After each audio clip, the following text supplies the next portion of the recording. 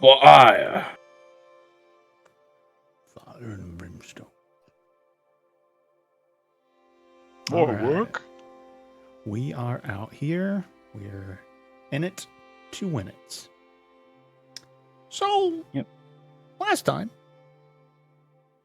on the Inglorious Badges, you fought Karsus, the legendary figure who single-handedly, whether it was intentional or not, tried to displace a goddess of magic thousands of years ago and destroyed his whole people and empire in the process, and all of magic temporarily. He came back to that moment and place where that all went down. You were at the remnants of the old goddess, the old goddess of magic, Mistral, and her remnants of the old weave and power of divinity still here in limbo as you've been trying to track down Acerak. This weave of power in the storm, Romuald was confronted by Mistra as he was dying, trying to get him to agree to be one of her chosen, which is a place of privilege and honor, but came with, limitations. So Romuald decided to continue to do his own thing, was brought back because someone needed to stop Karsus, because that was the worst case scenario for the goddess of magic. And the group got a power-up from him as he captured half of this power of this divinity of the old weave and put it upon himself, but Karsus took on the other half. Through that also, though, all of the Badgers got little divine sparks, little enhancements of being in the storm and being there when Romuald pulled in some of that power.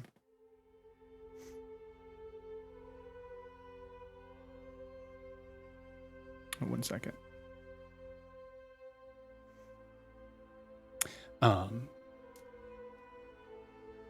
And so, as Karsus said, there can only be one. And so you battled. And he was a hard-swinging mother licker. And for those who maybe did not see it, but I did want to mention last time, as you guys did a slugfest, he had 1,000 HP. I think that's the second time I've had a boss. The only other time I think I've done 1,000 HP was Tiamat. Maybe another time, but I can't remember it. I don't think Chardalon had 1,000. He had a lot of HP, but I don't think he had 1,000. So He had like 700 something. yeah, I think it was somewhere along there. So yeah, he was on another level completely from anything you'd fought before. Drag out fight. Romuald's killed at one point, but brought back by Quaylen, right? Quaylen's the one that resurrected Romuald in the fight. Yes. Eventually, though, you all prevailed with Orkvo getting the last brutal critical strikes in on Karsus, who was inhabiting Tatiana, taking over her form. And a very poignant and I think beautiful moment from Jeff's RP of Orkvo, who has always expressed his distrust and still anger with Tatiana of her killing some of his friends over the years. Again and again. And again and again. Continued, even as Karsus' spirit left and only hers was left behind, he kept going. Before her soul completely departed, though, exposed inside of her form, of her chest, of her physical form, was that all of that divine energy that Karsus had gathered in there condensed. And so we started going through a scenario of what happens to that divinity. And there was a temptation for Tatiana there, but in a very, just like as a refresher for all of us, in a very poignant moment, as you were on this journey, you all came across Quaylen by accident. And he essentially forgave Tatiana to an extent. And so she really took that to heart. And at that time, you rolled, I think, a nat 20, and like a very great persuasion roll, because you all had been attempting with a lawful good dragon that you came across, Cadmail, all of you, except for Romuald, because I don't think he ever really got into those arguments or debates, because he supports Tatiana. We're like, give up your ambition, because she was very clear that with that Sararak, she was hoping to gain his power and elevate herself even more powerful. Her journey being that she just doesn't want to be hurt anymore, so she just always is on a power trip. But Quaylen persuaded her to give that up because he was one of the people she killed, and it was a very tragic moment at the time. And that forgiveness really affected her. So she said in that moment that she gave it up, but that remained to be seen. And so we come to this moment where she's, half soul, half herself, and there's divinity inside of her chest. And as her soul version, she could reach in and perhaps grab it. And she was definitely tempted. But we came down to a moment of Ramiel encouraging her to take it. And great RP of, this is what we always wanted. It's everything we imagined. But then that was balanced against Quaylen's forgiveness to Tatiana and her redemption through him, at least. And so they both rolled, and Quaylen rolled higher. So in that moment, Tatiana did not take this mantle of power, this elevation of a demigod, and resisted. And after that, after the damage that Orkvo did, her soul drifted away. We all know that she has a phylactery somewhere, so she's not dead, but her soul is going through the normal little transportation through the multiverse and all the different realms and planes that get back to her little object somewhere. And then we kind of started going through different temptations of this divinity or machinations or plans or desires of this fragment of divinity. Ramiel was a master of it because he was already taking half of it. But his inclination was to hold on to it. He still wanted Tatiana to have it. And he expressed that to you all. Like, she would come around. Tingles saw power, prestige, everything that, and correct me if I'm wrong, but everything that kind of defines his core of a character. His, unrelenting thirst for more power, more prestige. And this was, what could be greater than grabbing the fragment of a demigod and perhaps, becoming a god himself if he wanted. So he started planning to grab it. Orkvo had a chance to consider it, and wisely perhaps does not want anything to do with the gods and turned and denied the temptation. Quaylen was kind of on the fence, but not really feeling strongly about it. Cadmiel was also very unsure about what was going to happen with it, but just also watching your fellow players. And then you all watched as Tingles dimension door and try to get closer. And thank you all. I would like to thank Orkvo and Cadmiel for being good troopers, because I'm not sure how it felt in that moment. I made a gut call when you guys were doing your checks, right, with Tingles, because I thought that was a very brave decision of JP. Like, I limited your extra attacks not to do multiple grapples. So thank you for understanding that. I felt like it created more. It makes sense.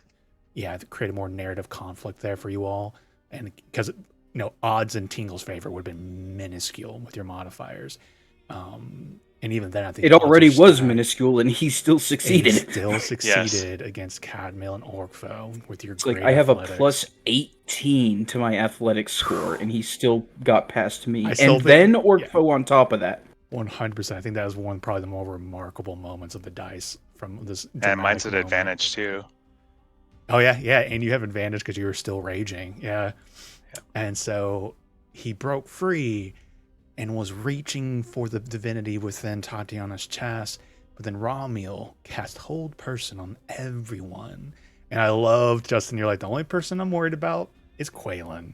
And everyone failed except for Quaylen. And at a defining moment, the man who didn't want it, but then also hearing Ramiel say that he wants Tatiana to have it, though he may have forgave her, he's like, no, I don't want her to have the power. He's like, fuck it. And he went up, and we freeze framed with him reaching in and grabbing this power of divinity in Tatiana's chest. Anything else anyone would like to mention, bring up? Any fun wrinkles you remember from last time? Awesome.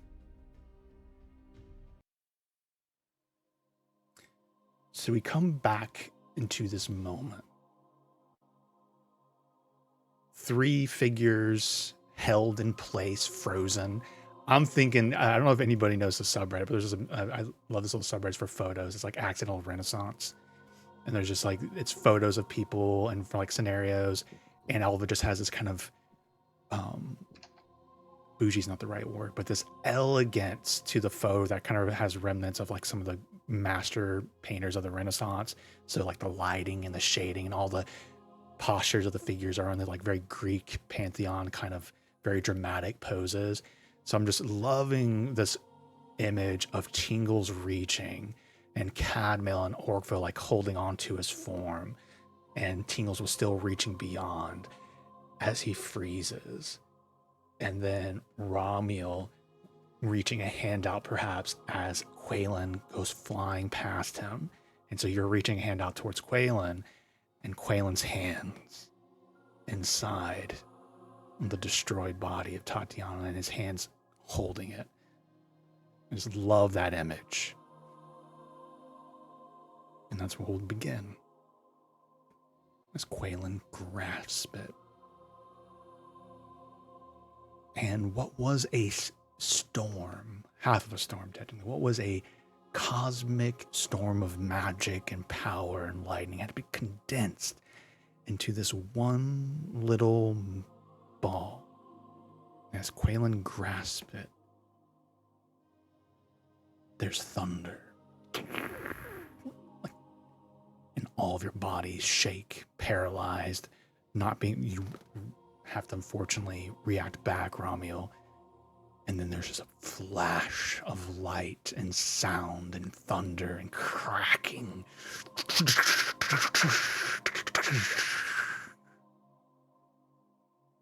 And Quaylen, where your hands were, that power is gone. And it's now inside you, and you feel it thundering inside of your body, threatening to tear you apart, to explode. Can you hold on to the power of a demigod? And you do. But not before your form was changed.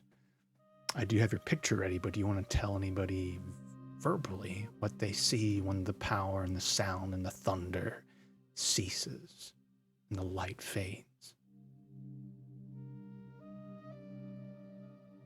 His skin color goes from like a normal sort of peach or a color to like a more almost like a vibrant stone almost. His eyes turn into this glowing green with sort of like it seems like his eyes are emitting this sort of aura with it, and there's just kind of this energy that's kind of pouring out of his skin randomly, kind of spontaneously, not like so immense that but you just kind of notice this sort of electric energy that kind of comes from him at different times, different places.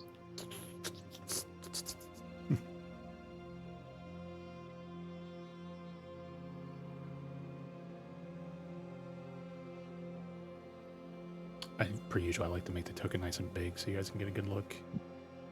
Robert, I think you're listening. We need some new art. JP will just send your invoice to JP. No, shout out to him for doing your OG character art, though, for sure. Yeah. We pay an exposure.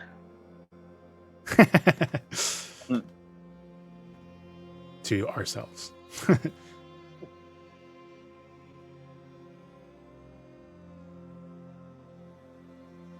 All right. So I would like to imagine that as Quaylen was originally reaching for it, he's saying, "This cannot go to Tatiana." And then as he grabs it, his voice just gets kind of drowned out by the fury of the storm, just kind of suddenly entering into him.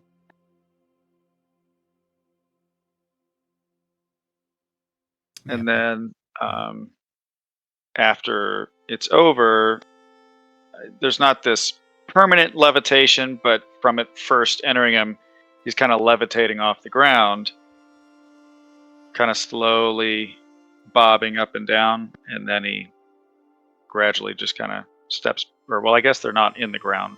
They're kind of out in space. You're but- already kind of floating, but yeah, but the appearance is definitely different. You got Yeah. the Goku flying feet now pointed straight down. A little pointed look with your feet. Right. As you've taken in the power, I discussed this with Romuald last week, Justin last week, but now you want to make sure you understand. You have brought in the power of divinity. You are one step above what is normally capable in 5th edition Dungeons & Dragons, in the world, in the multiverse. But you're not a true god. Inside yourself, you feel this, what I call the divine flame for the two of you. You feel that if you chose to completely embrace it, you could properly ascend. But with that step, if you went further and grasped for more power, you feel the rules and laws of the gods. Again, placed down perhaps by the creator of everything, a figure named Ao. Perhaps it's just the laws of the universe itself. But there would be limitations put upon you, and you would have to leave. You would have to leave your friends.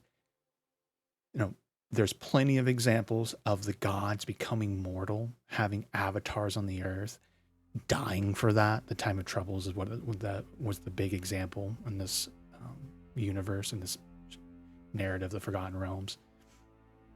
So that's there inside of you, and that's something you can choose whenever you want.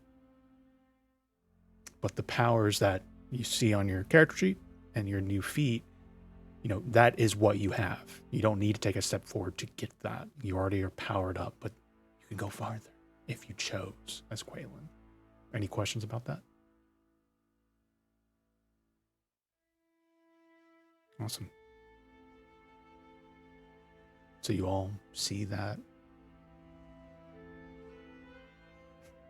little head pops up from behind Orkfo. Quaylen? Are you okay? Gary kind of appears and sees you there.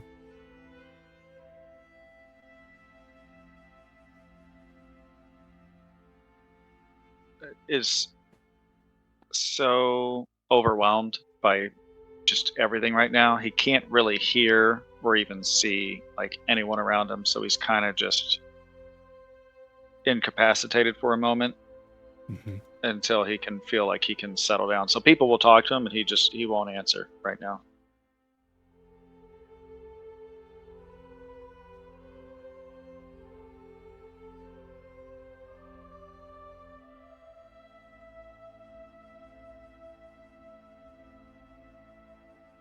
Romuald, when he probably sees all this happen and it settles down, he's going to be shocked for a few moments before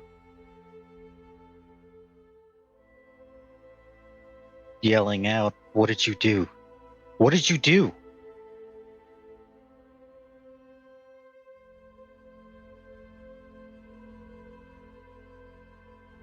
I like to imagine, if you're okay with this, JP, I'm imagining Quaylen, with that that film effect of when all the audio is like mute, the D-Day, Tom Hanks going down on the beach, and you're just like, and then you just hear that like resonant voice of Romuald kind of breaking through, quiet at first, like, "What did you do? What did you do?" And as all the world kind of comes back to you as you pull your gaze from divinity and godhood. Yeah. So Quaylen's sort of levitating above Romuald a little bit, and his eyes are kind of fixed on the heavens, like above them, And then you see his gaze go from the heavens without turning his head, kind of looking down at Romuald. And he just says, I never wanted this, but she could not have it.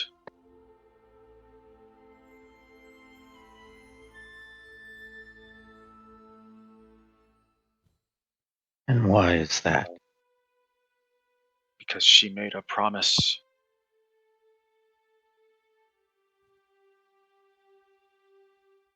Do you not remember? Were you so blinded by your affection for her?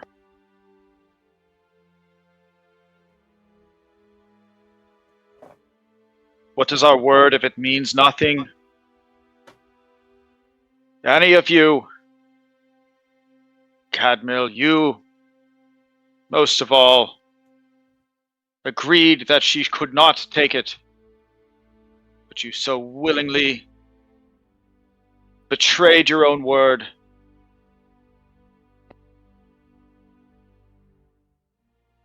And wanted her to have it. Tingles your lust for power. You don't even know what you would have done with something like this. And it What would are you not gonna have do been with for it, the man? benefit of mankind. You, indecisive, you didn't know what to do with it. You didn't know who to give it to. You didn't even care. Your indifference. Your indifference is what sets you on the same level as the rest of them. I don't want this, but I assure you, it will not be utilized for malevolence.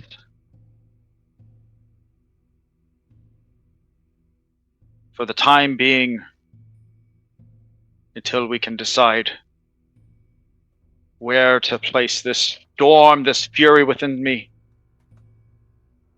It will be utilized to vanquish our foes and complete this quest. Do you guys still have, like, your, like, I know Tingle sort of broke free, but I think Nate was saying it earlier, I kind of like to imagine that it's not that he, like, broke free of you, or maybe you guys kind of grabbed him again, kind of throughout it all. Or no, he's held down, They're right? still being He's held. Yeah. Yeah. Everyone's held down. Sorry. Oh yeah, I forgot that he technically can't respond. Actually, yeah, since this is time stop, is this just happening? Like, you're just Well, it's not time monologuing stops. to us, but Yeah, we hold on. can't hear it because No, you can time is hear it. frozen? It's not time stop. Remember, this is just whole person. Oh, yeah, whole Yeah. person. So Okay, I do believe the deafened condition is not on there. So he's just like dressing you guys down, quote unquote, while you're just kind of like frozen. The three. Well, Raimo's the only one that can react technically. I'll say like All right. half Well, of some of that is was passed on that instigated good. from. Yeah. Orcfo's like will and strength and power. To be fair, I think you guys can be making saves on a whole person though. Yeah. I think only Cadmiel has the ability to actually save on it. I feel like yeah, you, how many saves should I roll for real quick just to see if I broke free? I think you brushed your shoulder a little bit there, Justin. You said like I think only yeah, so I would say that was a good monologue. Let's give you 3 rolls, like 3 rounds. All right, I have to roll in at 20. I could have used a 0 after that too. No, not doing much better. Little better, not anywhere near as good as I should have. So unfortunately, you're still paralyzed in this moment. Romul's still like holding you all there. Quaylen, this power doesn't belong to you. It's not it even belongs to supposed you? to belong to me. Yet you were so willing to allocate it and give account for it.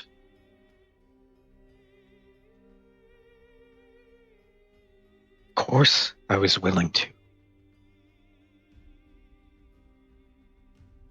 You may have made a promise with Tatiana a few days ago. Me and Tatiana promised each other many things over years. I know her, and he's gonna kind of rise up to meet him eye level. Better than you do. Hmm. Well, Romuald,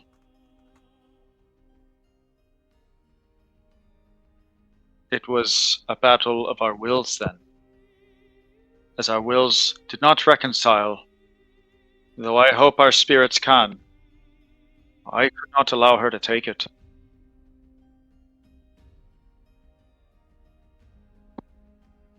If this brings you offense, I'm sorry.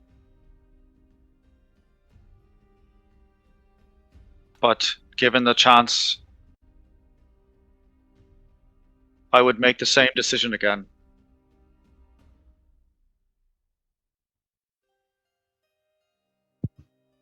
What are you even going to do with this power?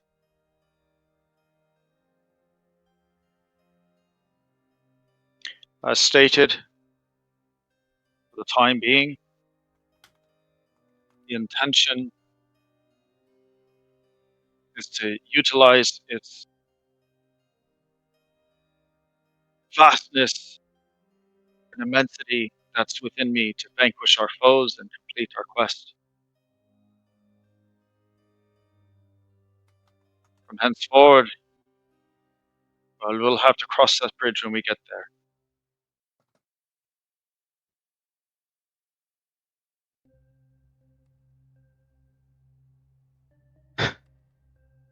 Well, actually, Nate, Mhm. can Romuald feel where her soul is going? He has the soul tracker on her. 100%. And very similar to what your own personal experience was recently, there's kind of that hanging thread there, right? It's going to take our time to make it there, but technically through like a resurrection, revivify, or something like that, it could be pulled back. But you do feel it, and you do still feel it. Like it's almost like maybe disorienting. But you also get the impression perhaps she's in that space you were at one point. Maybe she's talking to someone or deciding a certain decision at the crossroads of death. But you do feel it, yes. Yeah, he's gonna close his eyes while he tries to get a location on her, I guess. So she's in a metaphysical place, that same Right. place that you were before. So you see and feel it. I don't have a word for it, so I'm gonna call it the in between, the place where souls are before they kind of decide between God's conversations. They can usually approach them there. There's the river Styx, the threads of their soul either being pulled back by a spell or being pulled forward to a phylactery or a devil maybe has ownership to your soul. This is like that crossroads moment, and that's kind of where she is in this moment. So she's in the in between, this metaphysical place. And Romuald's gonna keep his eyes closed. Can feel her soul. She hasn't passed on yet.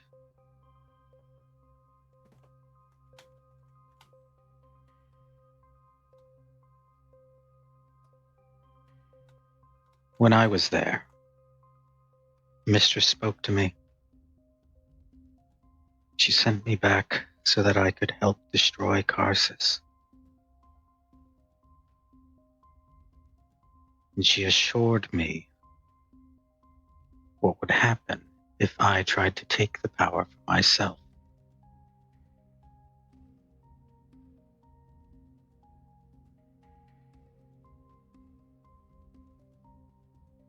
I find no reason to believe she won't want it from you, too.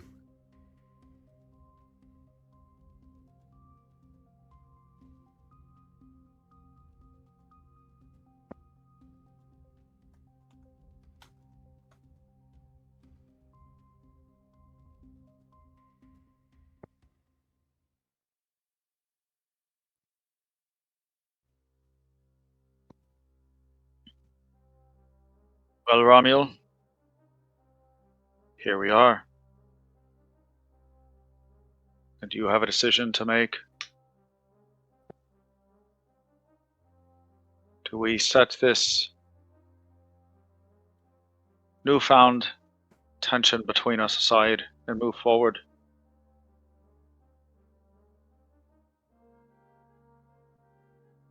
Or do we pause to flush it out now?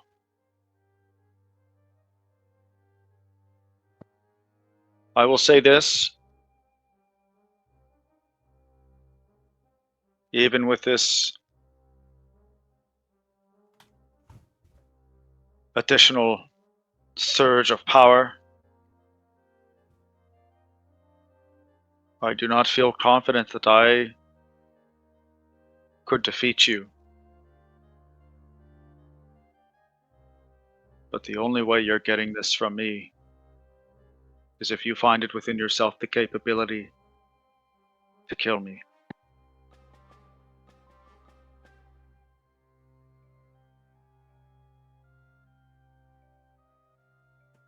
Kind of want to think his eyes narrow for a second. He closes his eyes again. And that aura around him just sort of dissipates, and he just resumes his normal appearance. His hair is maybe a little grayer, has white streaks in it now. And he opens his eyes to a different color. They have like a purple glow.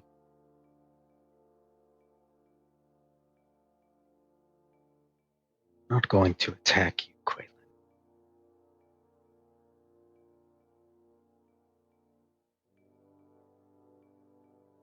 I just don't think you understand what you've done.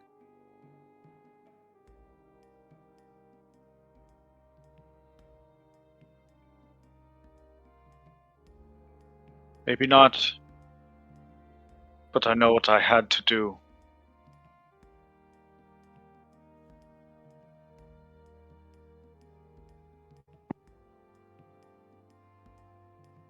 I'll drop concentration on the whole person for everybody. Ting goes, God damn it! You fools! Tried to keep anybody from getting it. Oh, why'd you do this, man? Hey, you guys, you stop fighting. Romuald, I'm sorry. I hurt your girlfriend. She'll be back, you know.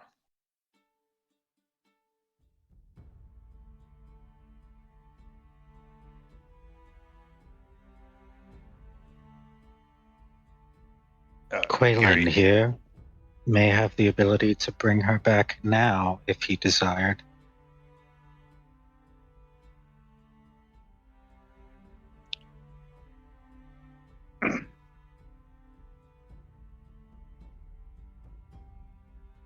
Nate, with Quaylen's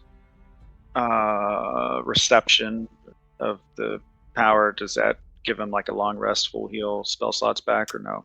I do believe it does. Okay.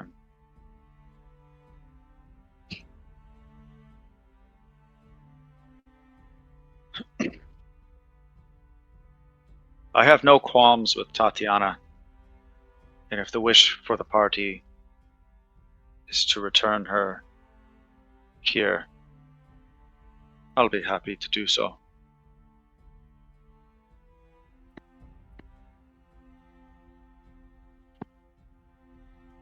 I'll try not to hit her again this time. Is there... Hold on, because within known spells, somewhere in here, I'm trying to see like which resurrect spell is the better spell. I'm sure you get To access not- to a lot of them. I think Revivify is 3rd level and is within a minute. Restoration, or not restoration, Raise Dead is 5th level, I believe. This is me but I just just pushing found it a little one. bit. I think I would say that this would be one of the very rare circumstances that you're going to need one of the spells that kind of restores a body, because we ended that fight with Orkvo intentionally kind of hacking away, and we had 2 of his brutal criticals on it. So the damage so I he was done to your looking. body is drastic. So yes, you're going to want to look for one I was that like looking at restores parts. Reincarnate, which gives That one's funny. spell forms a new adult body. I think And that then is that the calls the one soul to though enter that that you body. have to like roll to see what race you are. Let me Yes. see. You touch a dead humanoid or a piece of dead humanoid, provided that the creature has been dead no longer than 10 days. The spell forms a new adult body for it, and then calls the soul to enter that adult body. If the target soul isn't free or willing to do so, that spell fails. Fashions a new body for the creature to inhabit, which likely causes the creature's race to change. Yeah. The GM rolls a D100 and consults the following table to determine. You also do have access to True Resurrection as Quaylen. Yeah, I just didn't want to Oh, you're good. Like whatever you want to do. I'm consume a just 9th making sure level you knew you spell had it. slot. I mean, if everybody True wants, Resurrection honor would actually. I don't know how you would rule it, Nate, but doesn't that like make you not undead if it's cast on an undead?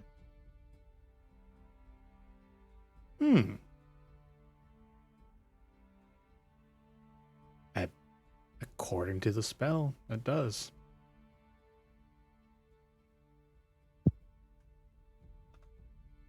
That would give her a chance to prove once and for all she wasn't seeking that power.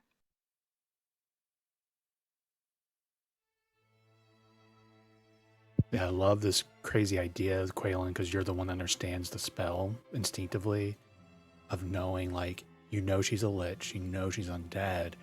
If you wanted, you could. I'm not saying this is the word he would use, but purify her, change her back. well, then yeah, he might be incentivized to choose that over reincarnate. Although he probably would have enjoyed putting her in like a random body, and she's like, "What the fuck?" She might not be willing, though, if she knows that that's going to happen.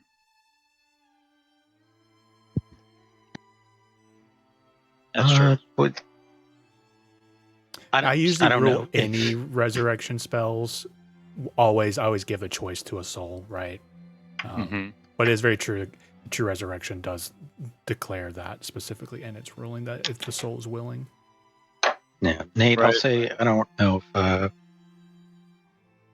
it was the same session where Quaylen had that talk with her and did his persuasion roll. That she had said that she wanted to search for a way to undo lichdom. Great memory. So, Romil, you've heard that sentiment from her, but above table, I don't know if your characters know that, right? That Quaylen has the capability. Ironically, Tingles does, right? I think he knows True Resurrection. Let me check. Because isn't that what we argued about Pappy? What was with Tingles? Bring back Pappy, Well, son of a bitch. I think that was so he could wish a diamond so that we could use True Resurrection. Oh, Right. yeah. Yeah, Okay, yeah. no, good call. Quaylen Good has call. to resurrection. Yeah, so it's only Quaylen who. Well, it's not on the is True Resurrection on the wizard spell list, and do you know it, Romuald? No. Okay, just making sure. Like I don't know. But Quaylen, you instinctively understand as you kind of feel your abilities and what you're capable of doing in this moment, and knowledge of past forward. You understand that inside. It's up to you if you want to verbalize it or discuss it with them at all. It's up to you. But Romuald knows some understandings of Tatiana. Yeah, cool thing is if I cast that spell, I'm no longer using the $25,000 diamond, right? No resources. Not from Quaylen. Hell yeah. Well, he has a divine Okay. flame.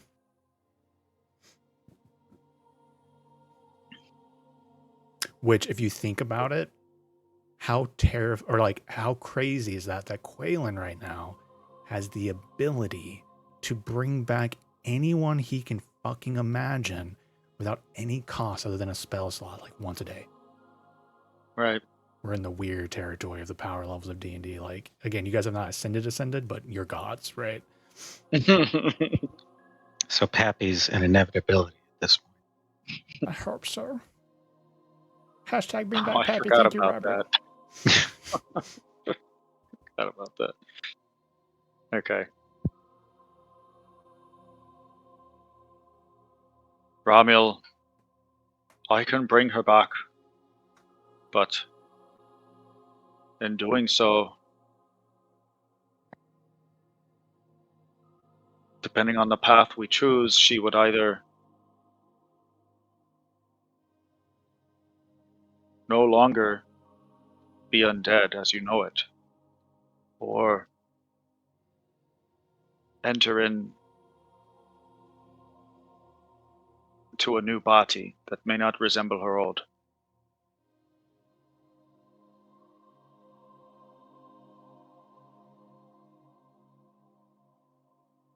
You are her friend, possibly her only friend, so it is up to you to decide how you would like to return her.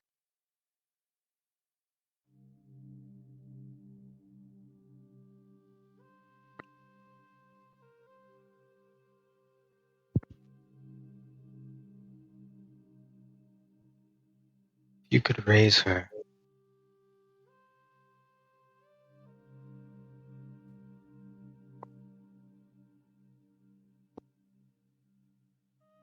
Without. If you removed her lichdom and she accepted it,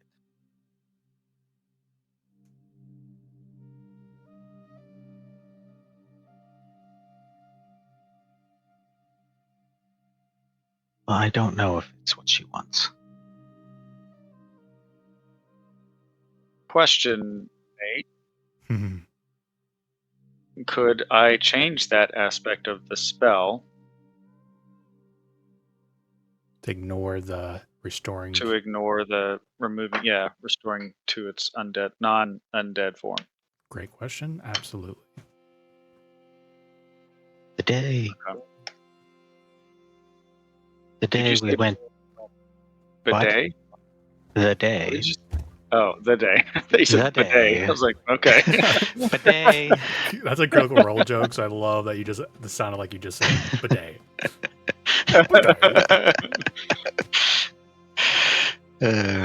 Wish I was like on the soundboard. Just have that pop in every now. Bidet. The day we met you. Well, the day we came to Phandalin with Tatiana. After you spoke with her, she spoke with me. She told me once it was all over, if it was possible, she wanted to find a way to reverse her lichdom.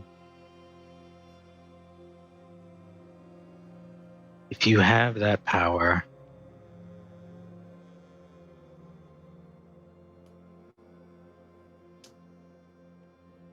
and she denied the other power, then I think that might be what she wants. For now, at least.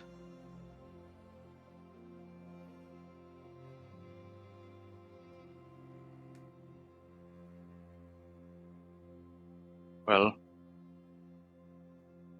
all we can do is try.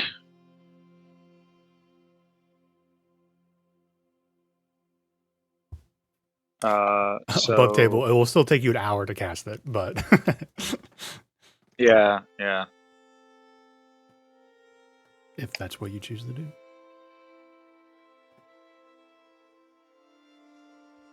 Does anyone have any objection to returning Tatiana here? Orkfo, I'm looking at you. You're the one Nah, that's man, I got it out of my through system. I got it out of my system. Don't Tingles get in me this wrong. moment. Still Go going to be keeping my eye on her, but got it out of my system.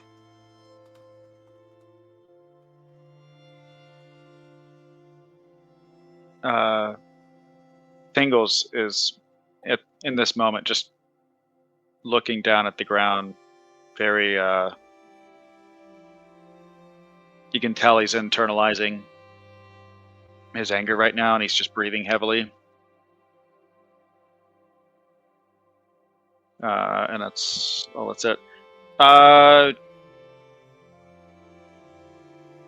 And this is probably a better question for Nate to ask, but I'm just curious: does Ramiel have any issue with Orkfo literally just cutting up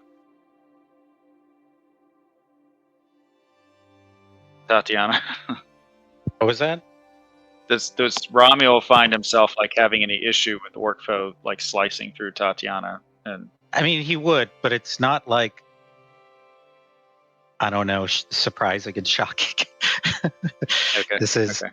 this is the third or fourth time now that he would have went to town on her since she joined up with us. So No, this is the first time I've actually swung at her, I think. I think he's always pulled well, like, back, right? I Other than think when you we were did- fighting her. We were fighting her in Chol. I think you did Temple or whatever. when we saw her for the first time at Candle Keep. Or I don't know, maybe you were just pummeling her. But Well, yeah, I do think. Yeah, I mean, I agree with that. I think Orpho definitely saw Oh, Tatiana. yeah, Was yeah, like, yeah. I'm gonna fucking attack Yeah. fucking Tatiana. You know, like 100%. Like Yeah. she killed all these my friends. That was just fist, though. Yeah, but yeah, Right. but since then, since that discussion, yeah, I think this is the first time Orpho actually has let go of that pent up energy, quote unquote. also a few times he's done that to me. So what are you gonna do? That's true. Orkfo does what Orkfo does. Those were unintentional, man.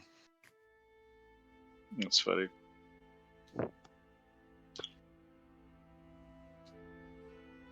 All right, well, do we find ourselves safe out here? It's going to take some time for me to gather the energy needed to restore her.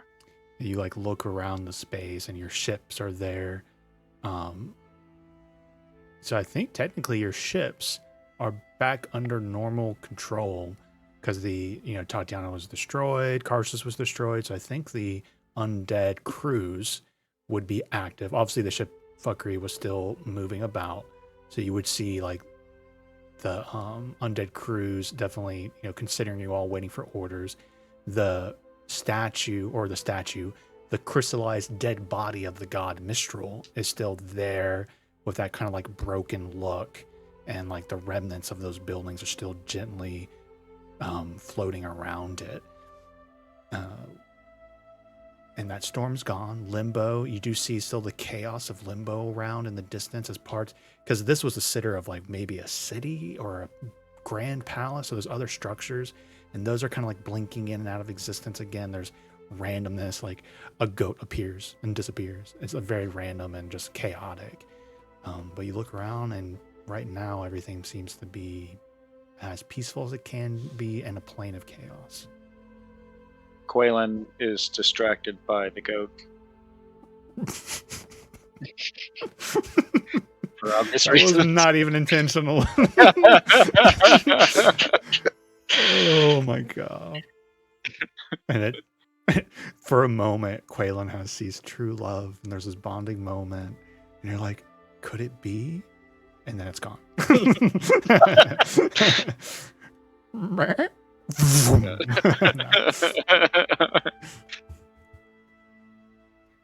Has Quaylen, this is me just curious, has Quaylen thought about his family after, like immediately in this moment of what he just did? What that could mean?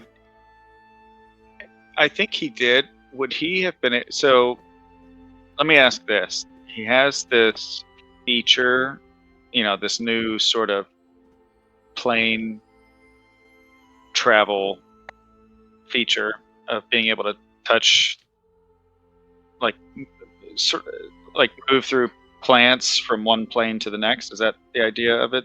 And it's even more than within the same that. Like plane, or where you're standing right now, Quaylen can summon a spectral tree, and he can step through it and go to another real tree anywhere in the multiverse that he's aware of. Got it. So I think I think especially as part of that moment when he was sort of wrapped up in receiving all this power, he may have just looked through a tree to see his family. It's like, is that okay to say? Like, just as flavor, he kind of was able to track down where his family was. I like and the at least idea look because through I the was tree to thinking see it. this in the moment when we were describing. You were like, you don't hear Ramiel, right? Like you didn't hear him, and like you were in my brain, you were looking at divinity and the multiverse possibilities, whatever. I like the idea in the middle of all this possibility, power, divinity, like they come into focus then in that moment. Yeah, Like I don't know if that's something I'm not going to say he can do willingly. But in yeah, that moment, he would have seen them. You would have just in seen the their moment. Yeah, home. That kind of what grounds Quaylen, right, at his center. So I like to imagine you would have right. seen them, and you can tell me what you saw if you'd like. But I do think you see them in your home in that time when you were looking into the eyes of endless possibilities. Yeah, I think he would have seen them older. I'm not sure how much time has passed. But he. Well, for Quaylen, you've been gone for like what, a couple weeks, just above table. Yeah. Okay. That's a If good you want to point. say though, he sees their life unfolding before him, and he sees them getting older, and you see your daughter growing up, having a family, you know, as like that Okay. juxtaposition of like, oh, if I took Some sort of. divinity, what do I miss? Maybe that's your heart telling you. I'm Yeah. not saying that's what you Yeah. need to No. happen. I'm just spitballing with you. No. I like it. I like it. Yeah. Yeah. So you watch as Yeah. So I think. your wife passing away, and like you not being able to be there if you took on that what you're seeing, this divine power. But like you could be there in different ways, in the breeze and the grass and the trees, and she kind of knows that, but there's still this bitter sweetness there to that moment. You see her pass. I do think in this weird moment that you would see her joining you perhaps after she passes, but then you see your daughter growing up and wondering where her father is again. Like I do think Quaylen, as a god, you still be able to reach out, right, and touch the mortal plane. So you can see yourself doing that, and so I think Quaylen's like asking himself, would that be worth it? And probably not. Like sounds like he would decide not, no matter what. But that could be the narrative that happened there. Yeah. Yeah. I think in his mind, what he's debating about is not like, oh, I could be a god. More like, I could forever watch over my people and bring them fortune and favor and protect them, 100%. but would miss out Yeah. completely on his The children small growing. moments, yeah. And so, yeah, I'd say all of that was going through his mind in that moment where he was just kind of gazing up, and then he peered through, the multiverse and found his family. What have you done? Right. Exactly. Yeah. All right. So Quaylen kind of looks at Orkvo, looks at Ramiel, just like before he begins this 1 hour ritual, just kind of gauging the impression of everyone else. And it seems like he's going to begin the spell, the ritual for a true resurrection. Is that correct? Yeah. So he begins, starts channeling his power and ability. Oh, and beforehand, he just takes the diamond that Tingles had wished for him and just kind of tosses it back to him. Says, this is no longer needed. And then, now he begins to cast the spell. And that pisses Tangles off, by the way. Yeah, that's such a flex. I love it. This is going to take an hour, right? Mm-hmm.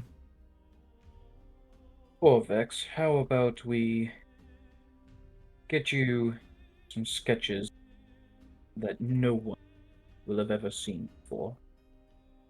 You wanted me to get some sketches of... What do you have in mind? Look off the side of the ship.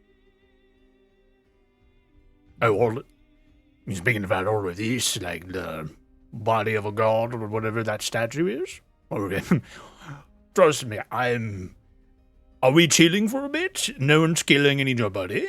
This is nice. Tatiana's gone. That's nice, but it sounds like she's bringing her back. That's your choice.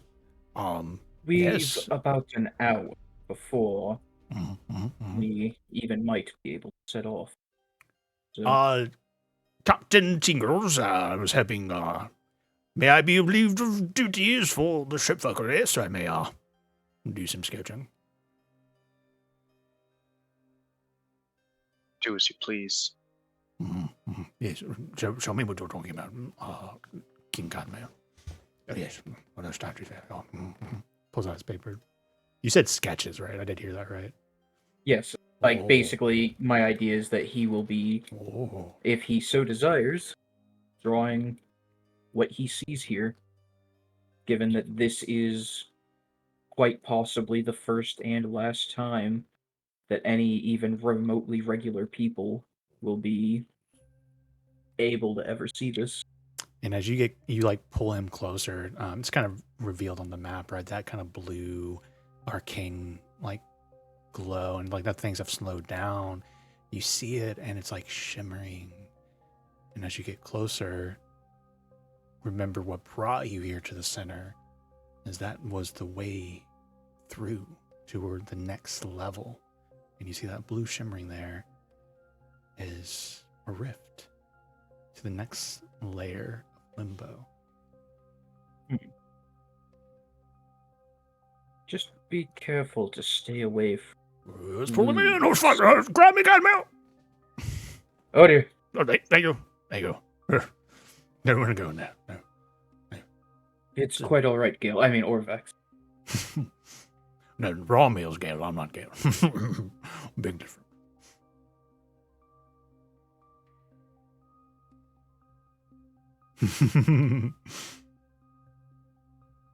I love that. Do Actually, is you have there... any magical artifacts? I'm hungry. Magical artifacts? Are you talking about Karsus? No. Do you have Gale. any magical artifacts? Oh, I'm my hungry. brain. Sorry. Gotcha. No, but actually, he is, like, that does sketching bring and... up an idea. You said there was a bunch of crystal around here. The body, quote unquote, like above table, Romuel understands that this statue in the center of this woman, this towering statue, is actually the body of a dead god that has been changed into what is called God Diamond Vadium, which is said to only be able to be moved and shaped by gods or godlike power. So that's kind of represented on the map. It's like that's all jutting out of her at the moment of her death. So Am there's I not able really to any reach some of it without getting into the portal thing? Yes. Cool. Cadmail is going to give it a solid minute or two of trying to move, like just the tiniest bit of one of the spikes. As we've proven long before, Cadmail has proven to be able to do impossible feats that only gods can do. And as you have the divine spark in you, but I even told you all when you guys were hitting 18 and 19, like a good way to think of these characters is like you are all touching divinity in your own different ways, just power wise. Make a athletics check for me. One athletics check coming up. And you're going to spend a good amount of time here. You get to roll as much as you want, but this literally can only be shaped by the gods. You'll need a nat 20. But if you spend enough time on it, like if you say a minute, that's 10 rolls, but there's an hour of downtime here. All right. I'm going to give it 10 rolls. So that was the first, which was a 16 on the die. 5 on the die. 15. 9. 13.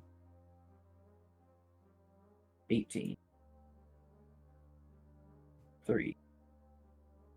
19. Nat 1. Does that give me inspiration? It gives you inspiration, yeah, 100%. All right, let me check and make sure I didn't. 1, 2, 3, 5, 7, 8, 9.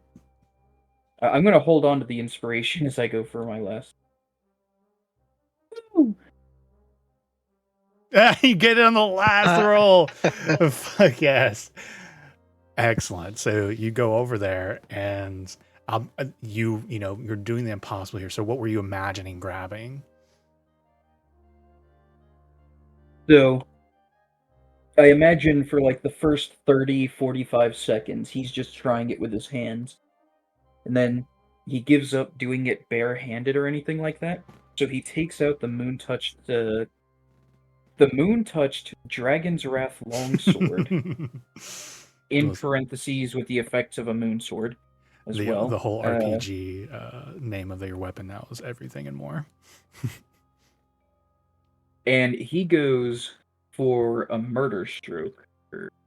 Yeah, and I love that you're taking this legendary, borderline artifact in its own right, sword of Bahamut, a god himself, to get the job done. I think it's very appropriate.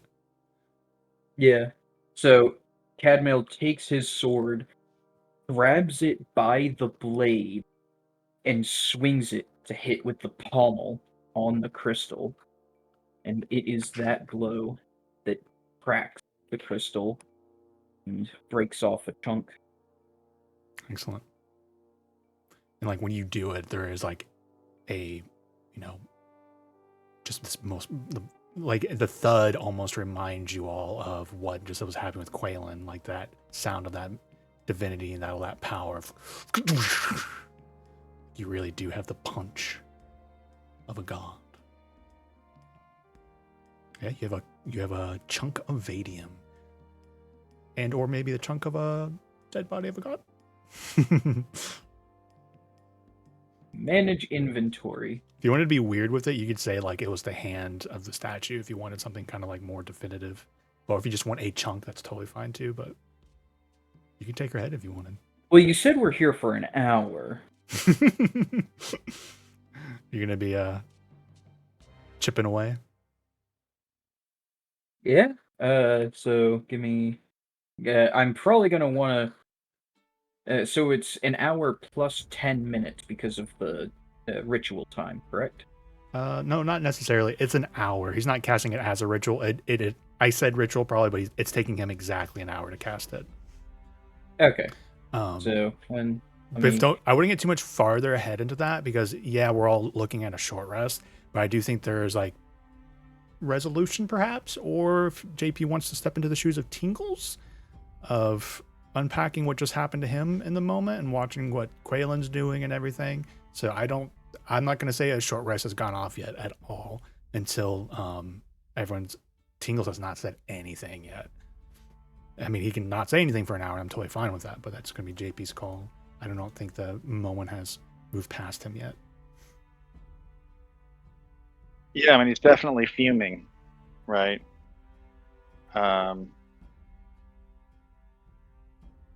So, and he's probably like muttering under his breath. So, is everyone still kind of in their current positions? Like Orkro's just standing there, and were we like cutting back to this scene after they left? I like the idea. I think time is washy because I do think you did it. You were definitely in Quaylen's head for a bit, so I love you as a player getting a moment to like think how you might want to approach Tingles. But I do think it's up to you if you think Tingles reacted like almost immediately, and if anything, we'll bring Cadmail back in time to the moment that you react. If it's like Quaylen sits down and begins the resurrection, he's like, "Well, fuck you all," and like whatever you want to do, right? It's your call. But we can pull. Time is mushy. We can bring Cadmail and Orvex back if like that moment. No, I think he was more like I mentioned more or less internalizing everything and just really heated. Honestly, I don't think the consequences of his anger will be shown now. I think I have an idea as to how it's going to play out. Okay. But I think for the meantime, he looks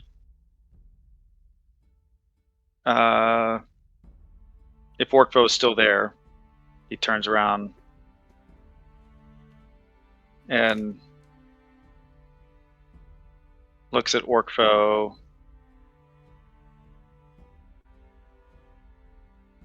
With a lot of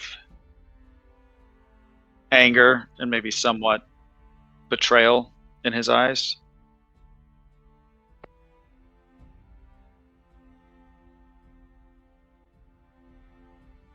Doesn't say anything, just kind of like lets him know that he's angry, and holds the gaze for like a good 30 seconds. Maybe it's one of those moments where it feels like it's, an hour is passing, but it's really just 30 seconds or so. And then just Amen. proceeds to walk off. And yeah, Orkvo, if you want to say something, say something. You got something in your I'll be eye? back in a minute. I don't think he would pick up on the fact that you're like angrier at him than usual. Yeah, no, I mean, yeah, that's.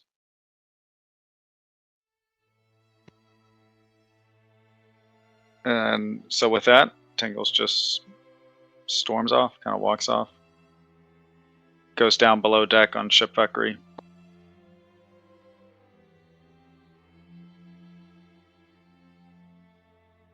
Shove it all the way in. Yeah, baby. Wait, no, Deeper. I think that I didn't. I was muted on the stream side when I said that, so all everyone's going to hear is you just going, shove it all the way in, baby. I walk below deck. Shove it all the way in, baby. Someone down there waiting for Tingles? I'm getting better at clipping. I'm going to take that and make that your like text message noise.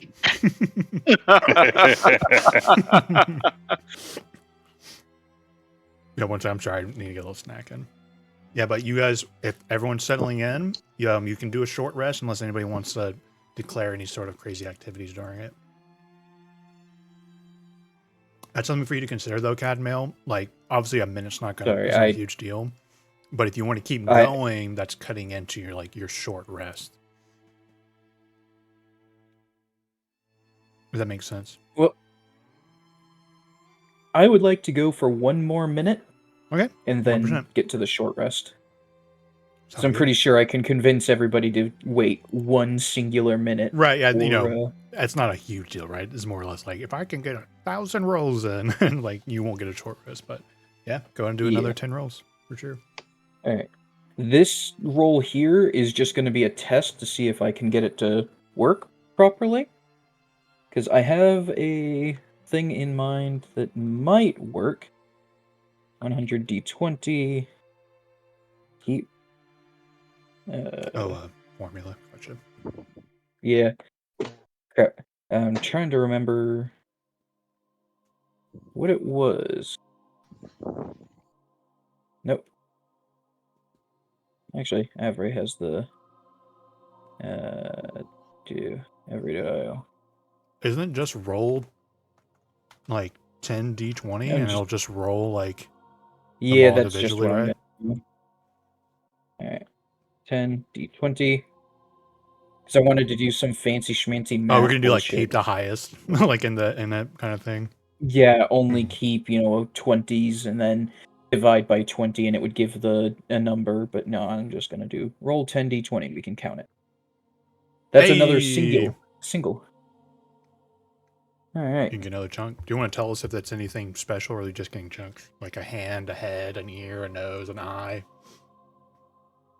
So the first one was just a small chunk from like one of the big spikes, like just at the tip, a handful of the crystal. And then Cadmail goes, the statue would look a little bit better without some of those spikes coming out of the head. So he, at this point, is trying to quote-unquote trim the statue to make it look nice. No, I do think Orvux would have something to say. King Cadmail, this is probably one of the most remarkable pieces of art I've ever seen.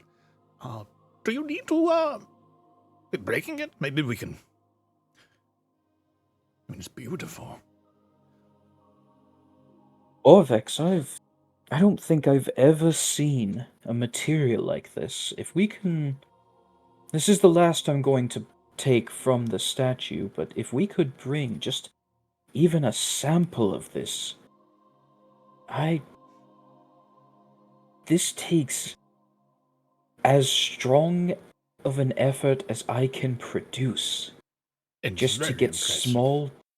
small amounts. I'm not even sure adamantine can compare to this. I believe you in that regard. But perhaps not. The craftsmanship is just remarkable. Perhaps not any of the parts that resemble the lady. I think that harkens back to him being like, delving dungeons for artifacts and stuff. He's definitely like an Indiana Jones style character for me, of like, that belongs in a museum. So to you, it seems like you're like breaking a beautiful artifact. All right. Just for you, I'll be sure to take from one of the parts in a more subtle area. Cadmel goes to basically the same spot, just the very tip of the big crystals that are jutting out, and breaks it off the end. Excellent. Fun fact, one of my players in another campaign, she like randomly got wished from like a genie, and she was a rogue. She's like, I wish for a really cool dagger, and like technically you can't do magic items with wish. So my in between there is like, she got a dagger made out of vadium, like with like properties like crits on like on a 19 kind of thing, like the most sharpest indestructible knife known to man. Yes, cool. Another thing that starts with V, vicious. Mm-hmm. Pretty much. Actually, no, vicious is extra 7 damage of that weapons type. I know there's an axe that does it. I think the berserker axe or something like that. But he's all right. This is. I'm glad we're taking a moment for sketch. I'm gonna see how much I can get done. Thank you for respecting the artistry behind this. And he continues with his sketching. Of course. And let me know if you need anything. Cadmail just floats down to the little island that's still floating around down there. Just sets up for a nap. Get to it, and you like are on it, and you just kind of go shift around. You're now over here. Yep. Just as I was going to grab Cadmail to move him. All right. Anything else anybody would like to do during their hour downtime? All right. Short rest, I guess. Yeah, if there's nothing else to break up the flow. During the short rest. You say Quaylen's not going to get a short rest? Or no, not Quaylen. I said I'll tell you what Tingles is not going to do during the short rest. Oh, Song of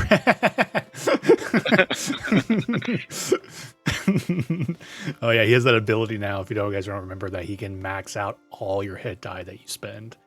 But he's just like, fuck you. During a short rest. Yeah. I love that one time you might even get to use it, and it's just going to be spitefully not used. I mean, Tingles for him, I think, completely justified spite, but from his perspective. But that's so funny. All right. Orkvo, were you going to say something? I apologize. Yeah, you said that I had defeated Karsus before I used the action surge, so do I get that back? Or is that short rest? I think that's a short rest thing anyway. I think that resets on the short rest, right, Cadmail? Yeah, cool. Action surge? I'll check it. Actions, other, or limit. Yeah. Yep.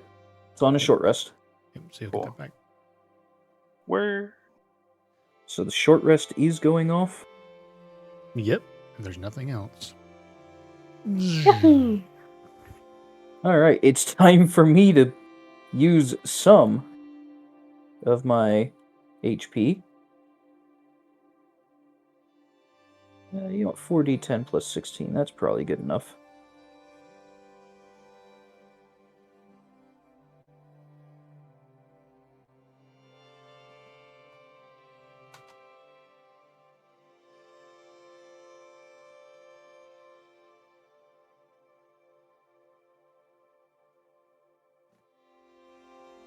I'm trying to remember what that would be for that. Now I want to know the logarithm for the input for the roll 20d20 or 10d20s and keep highest. That was keep H and just like keep the highest. Yeah, I think it might just be Maybe it's just do 2d do. die. Roll 100d20, keep 20, divided by 20. Oh yeah, Alright, you can so see all the that 20s 1, 2, highlighted. 3, 4, 5, 6, and 7 divided by 20 is 7. Yeah. I do love the idea though. After Orvex's conversation, Cadmel being like, you know what, Orvex, fuck that. And you go up to what he considers like the most beautiful, precious piece of art he's ever seen in the fucking multiverse, floating in the middle of limbo, and you just like start breaking it apart, like cracking it. All these nat 20s are just shattering the statue, the quote unquote statue. Excellent. All right. So the short rest goes off, and Quaylen, you get to the ending of your spell, and you're holding on to it. Do you complete your true resurrection? I mean, yeah, if Tatiana is willing to return. Excellent. You're like holding like her one shoulder that's still there, this destroyed body, and you just channel all that power that you've been building up for an hour.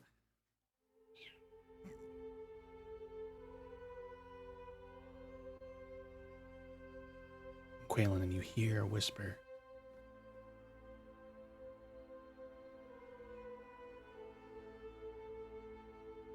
What is this?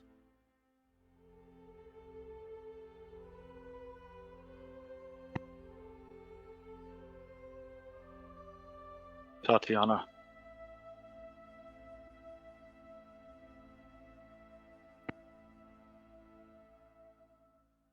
My dear, I have brought you back. Just to completely paint the picture, you're like speaking to her soul somewhere. Oh, okay, okay. So, You okay. want to RP that out of you reaching Yeah, out yeah. to wherever she is. Got it, okay. Mhm. What is this? I'm here to bring you back. The one that loves you asked me to do so.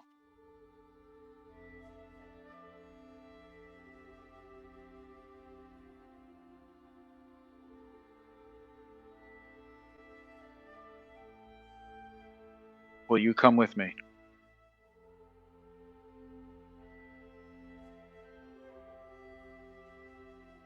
Yes.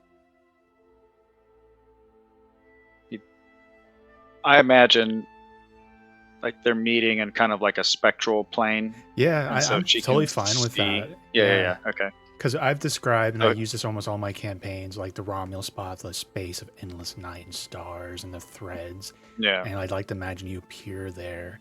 And what you do stumble across is she has the river Styx, taking her to a place called Requiem and perhaps Endless Oblivion. There's also another in a thread taking her to what we assume is the phylactery, like wherever that goes off into the plains. And then you kind of like appear behind her. Yeah. And she's been here for a while, right? So she hadn't even made her decision yet. But also perhaps she maybe is just waiting to see what you all did Mm. when you appear. And she reaches out to take your hand. Yeah, so he reaches out his hand to take. He says, but Tatiana, there's one thing you must know.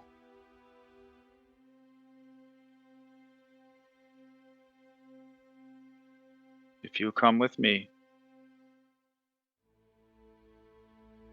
you will be cleansed of your lichdom.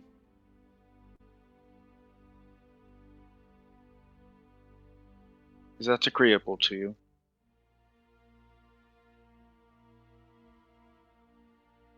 This will take it away. He just nods his head.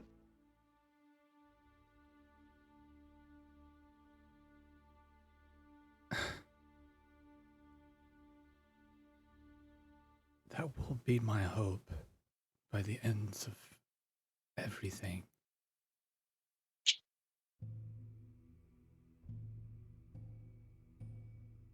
But that would, in this moment,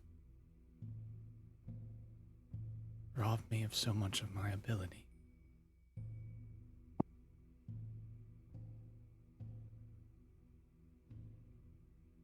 That has driven my power for so long.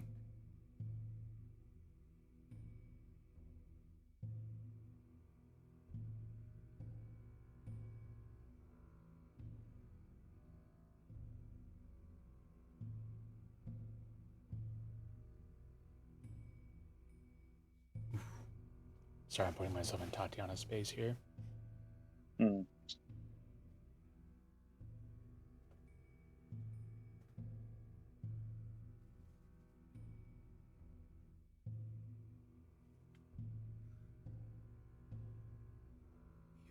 You would ask, rightfully, for me to not take that divinity promise that I upheld for the crime and sin I did against you.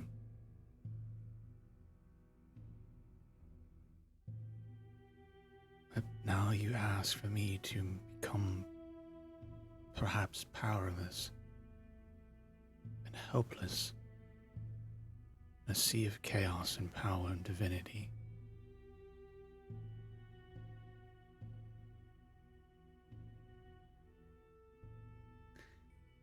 I think I need Quail to make a persuasion roll.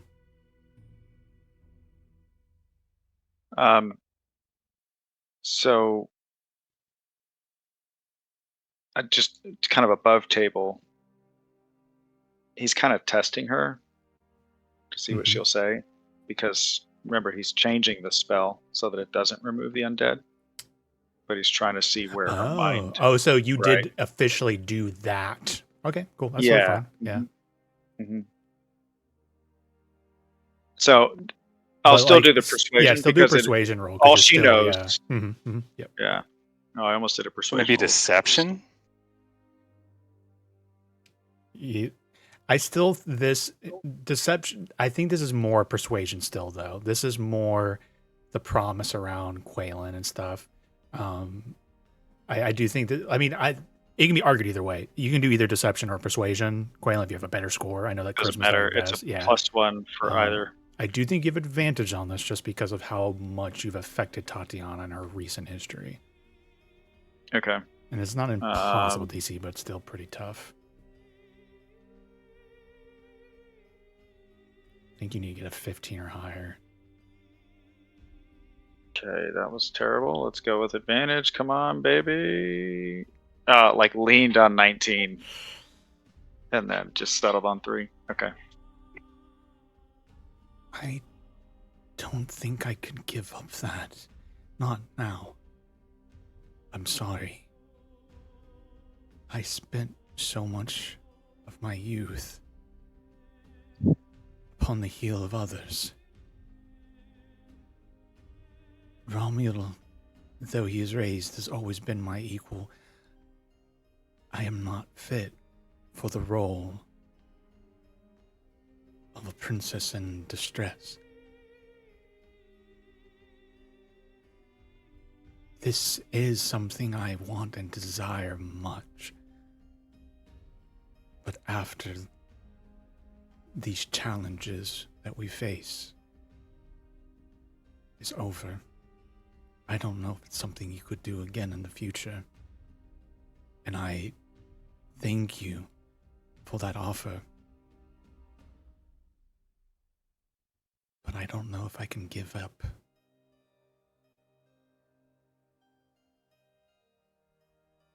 my ability to defend myself. I cannot be vulnerable ever again until I'm ready.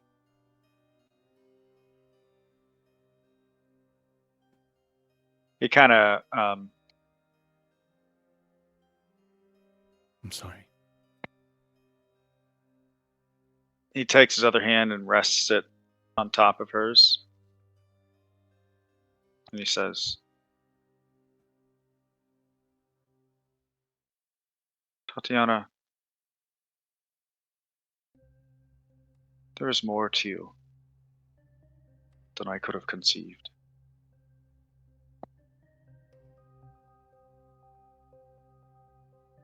I fear I may not have been truthful in an attempt to peer into your heart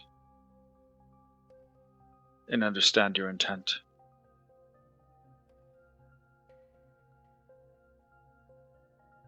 I hope you can understand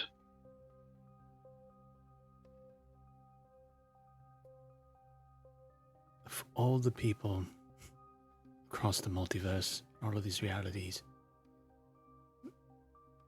you're the one person, well, everyone in the badges, who has the right to question me and my motives. I have no ill will. I have my fears still. But when we stood outside your village, you've shown me something I'd never had before, except for Romeo.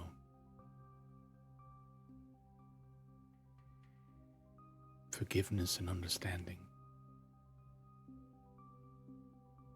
Forgiveness then, and understanding now.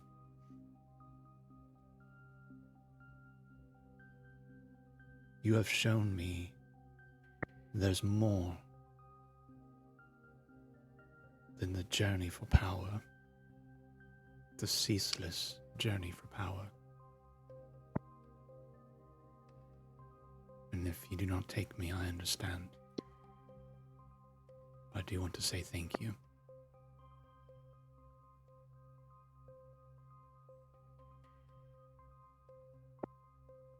And I'm sorry.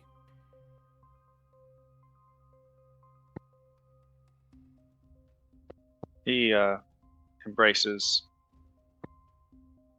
Tatiana with a hug.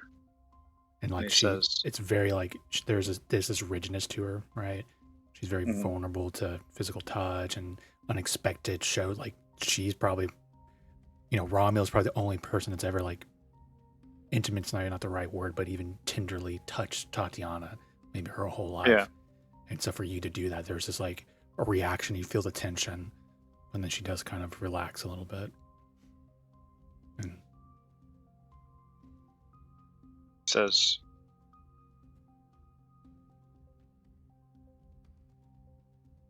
I am proud of you.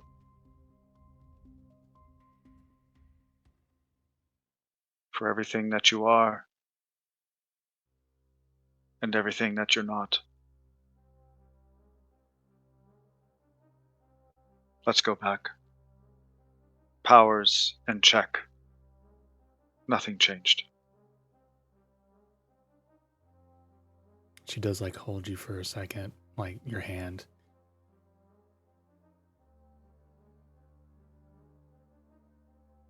Thank you. And pull her back. And I like to imagine that, you're holding her shoulder, IRL, and Yeah. in your present plays, but Romeo, you'll see like Quaylen's energy, new, even more souped up druid energy, like going within Tatiana and then like pulling back. And as he pulls back, the figure of Tatiana begins to glow with that druidic divine light, and her form begins to reach that hole in her chest where the divine power once was, heals over, and her form is restored. And she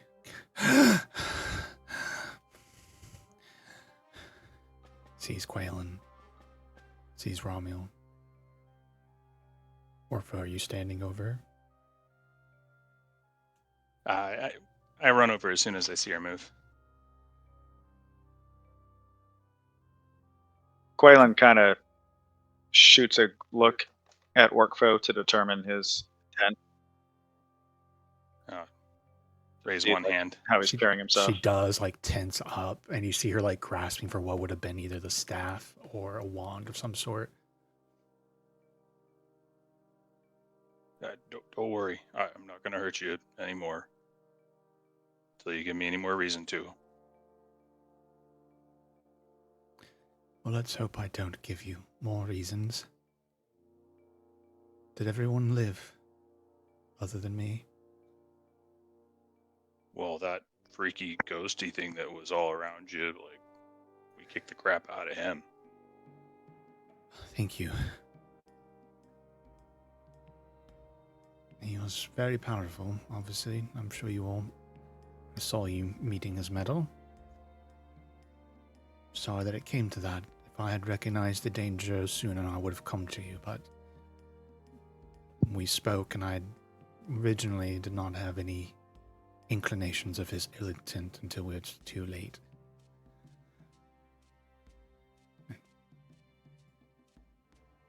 How are you, Romuald?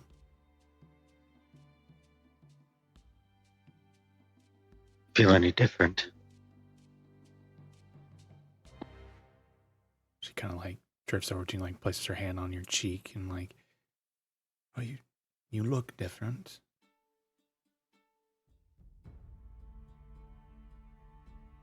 And she kind of looks at you, like so, like hand on your cheek. I'm sorry.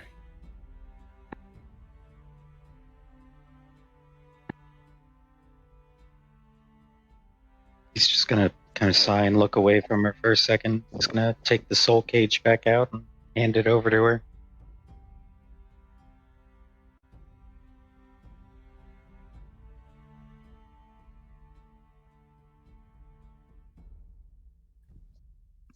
Explain another time. I do want to say one thing.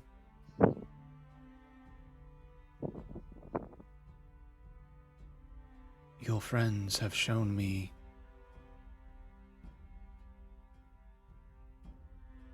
there's a world beyond my own cages that I built for myself. Beyond it, I only imagined pain and hurt, because that is all I ever experienced. Besides you, of course.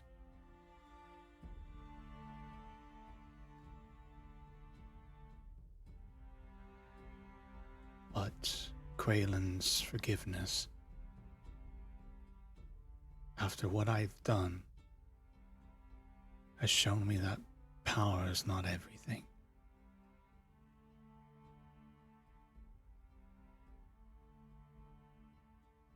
I am very sorry that I left you there.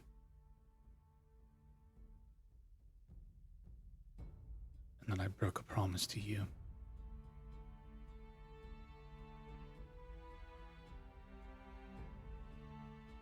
No, I did that, though, for your friends.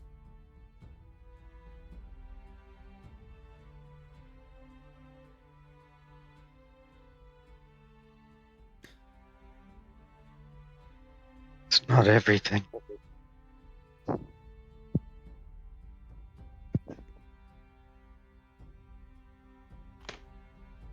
But it is a lot.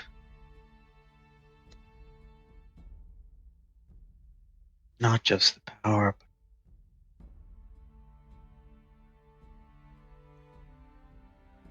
just the knowledge, feelings.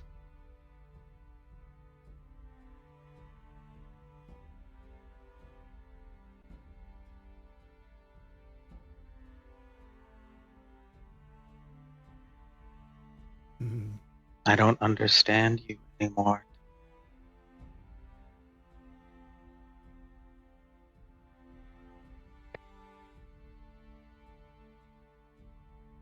And he's just gonna kind of float off. Mm-hmm.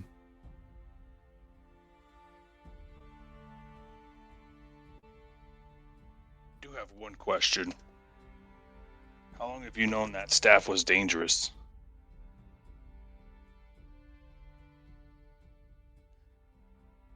When we knew from the beginning that there was someone inside of it. Every item a Sararak possesses has something stuck inside of it. We assumed it was dangerous.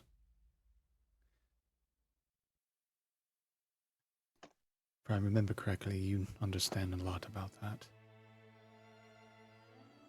Yeah, man.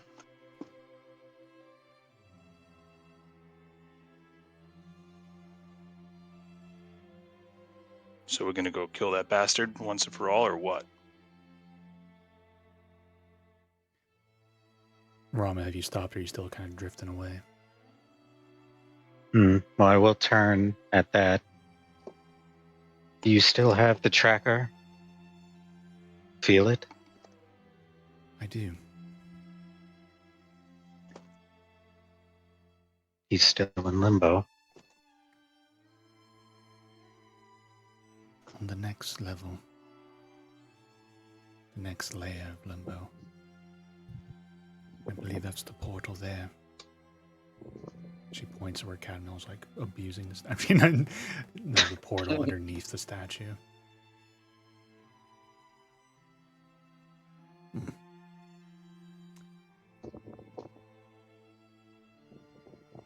Well, I do apologize for my interruption. And you all see a new figure has just kind of appeared out of nowhere. It's like off the distance, off on the horizon just a little bit. You see a man. An old man.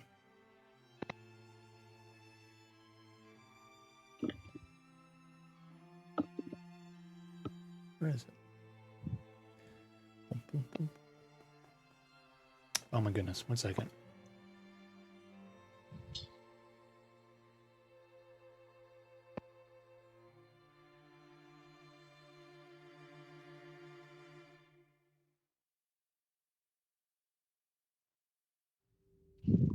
An old man with some long grayish white beard, robes.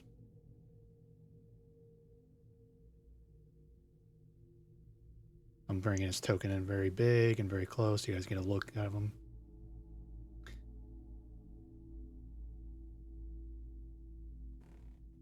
Oh, uncle.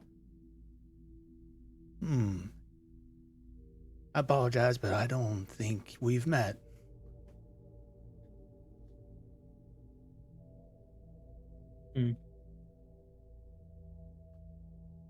Are you Ramil, the Arcane, and are you all the Inglorious Badgers?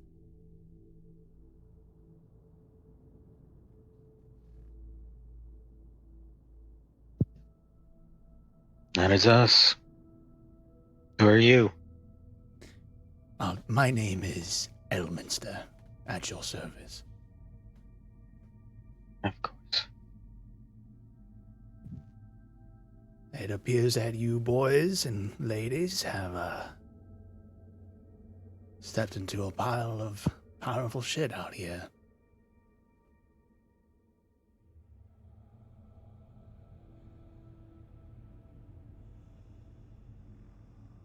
And I'm, of course, Rami, I'm totally fine with your character, absolutely knowing who this character would be. And I think Tatiana would too. Is he still, like, way out there? Yeah, I think the token where he is there is where he is.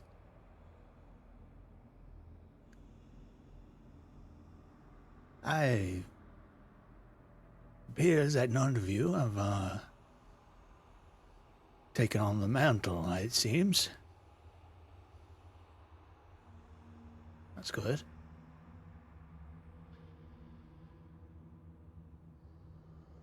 I mean, what's he talking about?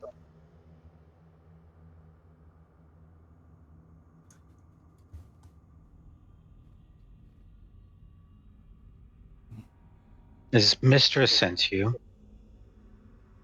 Of course she did, yes. Wanted me to check in on how things went with Garces.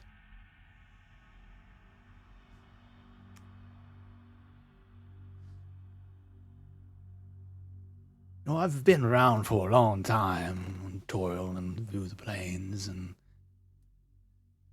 saved the worlds and more times than I can count, and the multiverse for that matter. I've heard of you all. Inglorious badges, you did a good deed on our home world. The death curse, short along. But you all also wouldn't be the first heroes I've seen. Get beyond and touch things and hold on to things that we don't know better than not hold on to.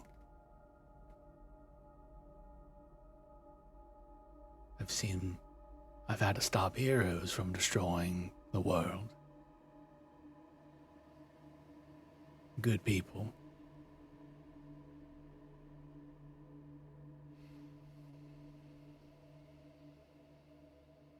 What's your plans with your divinity boys? Looks at Romeo and Quaylen.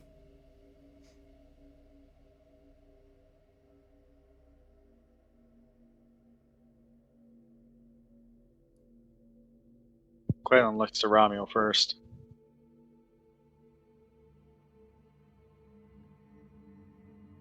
First, we're going to defeat Acererak and destroy his phylactery for good. He's like nodding his head. He's always needed a good kick in the ass, if you ask me. I think that's an honorable thing you're doing. Real quick, can we say that Cadmail had the time for the short rest and to get back on the ship fuckery to regroup with everyone? Oh yeah, 1%. Yep. Orvex is still over the statue and like not knowing any of this is going down. He's just like taking every moment he can.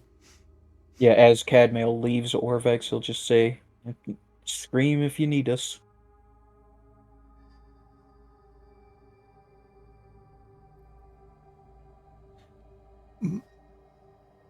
I don't know if you understand exactly what you're carrying around inside of you two. Well, maybe you do. That's what I'm here to find out.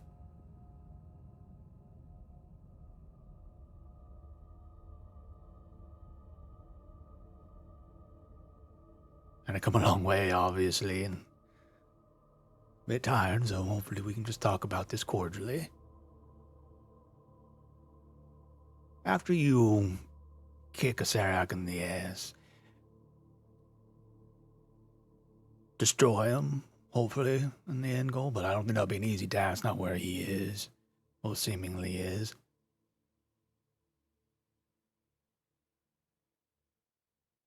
What are you gonna do with your newfound power?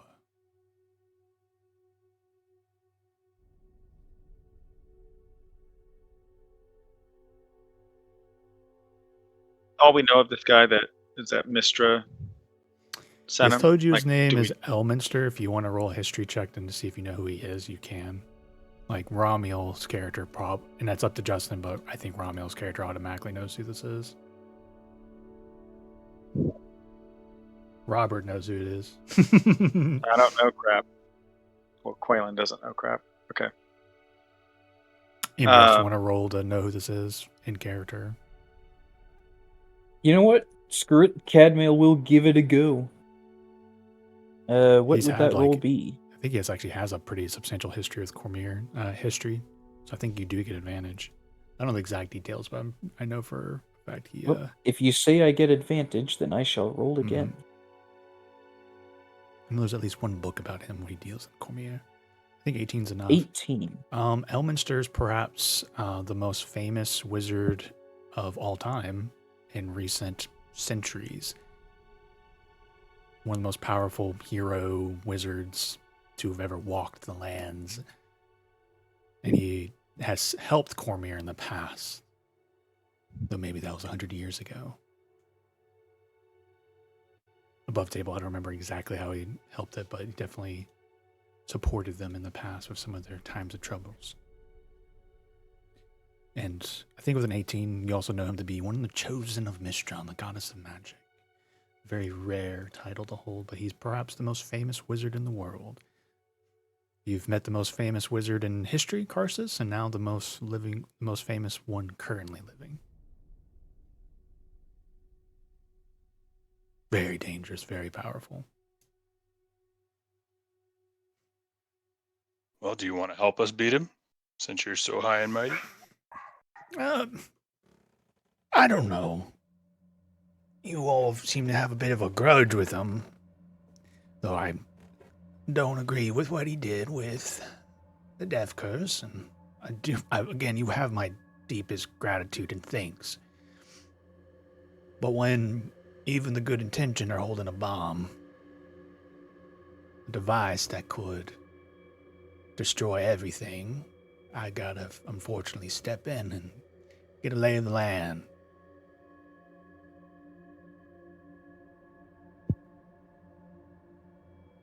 So what are you boys planning on doing with your divinity after you hopefully destroy and kill Serac? Not going to use it the way Karsus intended, if that's what you're worried about. Or what Mistra's worried about. Mm-hmm.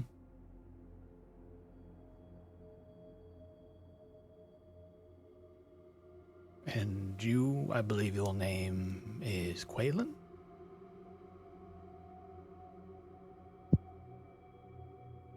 Well,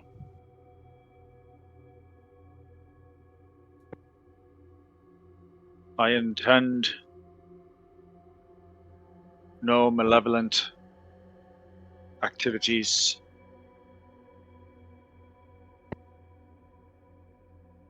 This was sort of by happenstance that I have received it, that I retrieved it, but I wish only to watch over the lowly creatures of the forest and provide them protection.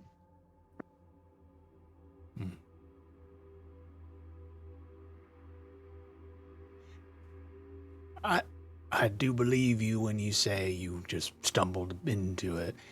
Like, not to keep being a dead horse, but there's a lot of good people step on things they shouldn't, and unfortunately, things get hurt. Our multiverse and our worlds and our reality are filled with all sorts of just dangerous things. It's lying out in the open. You, two should know that you're holding on to very dangerous power. A weave. And I apologize, I won't assume everyone here has learned. Studies this kind of thing. Weave is magic. Weave is Mistra. And I'm going to pause for a second because this is important for Romeo and he's got to go grab food. Yeah, and someone's knocking on my door. I'll be back in a minute myself. All right. We'll take 5 minutes.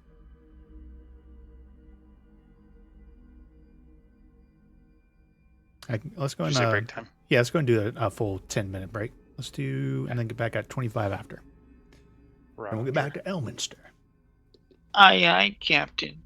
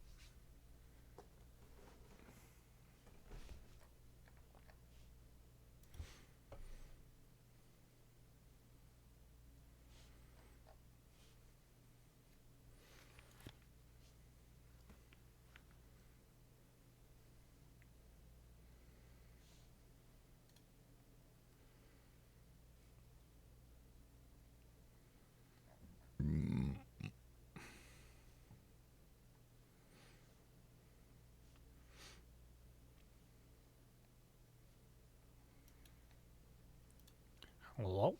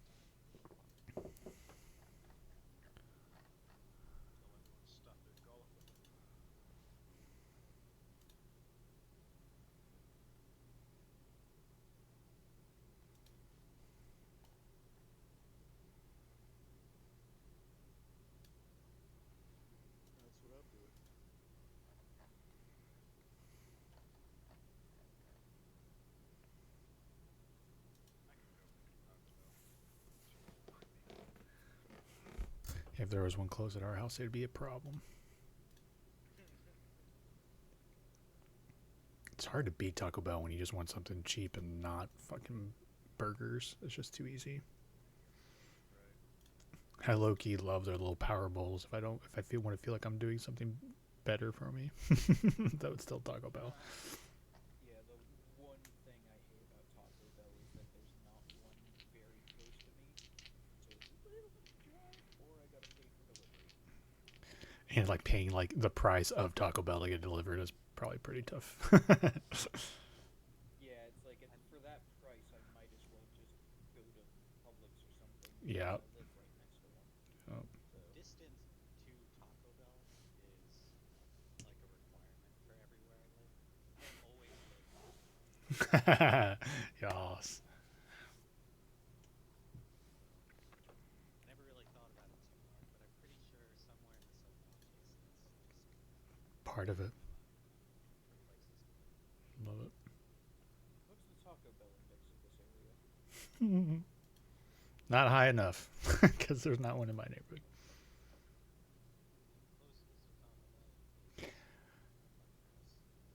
What really sucks, I don't know if you guys have been to the Taco Bell in Roosevelt in recent memory, but there is something wrong with the fucking outside of their building, and that parking lot smells like fucking sewage every time I go to the drive-thru.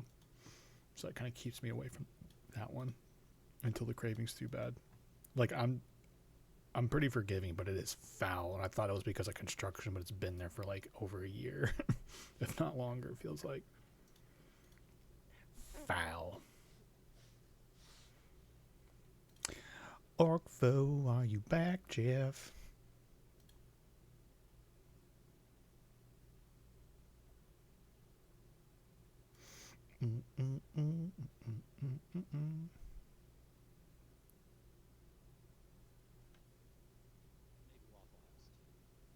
Oh man, it's been a while. It's not a Waffle House, it's a Waffle Home. Tried to go this past Saturday night, but they wouldn't let me in. It sounded like there was a punchline there just waiting to happen. Went to a Waffle House this Saturday night and they didn't let me in. My arm's tired. No, I wasn't drunk enough. Fair enough. They're like, you're not going to tip enough, sorry.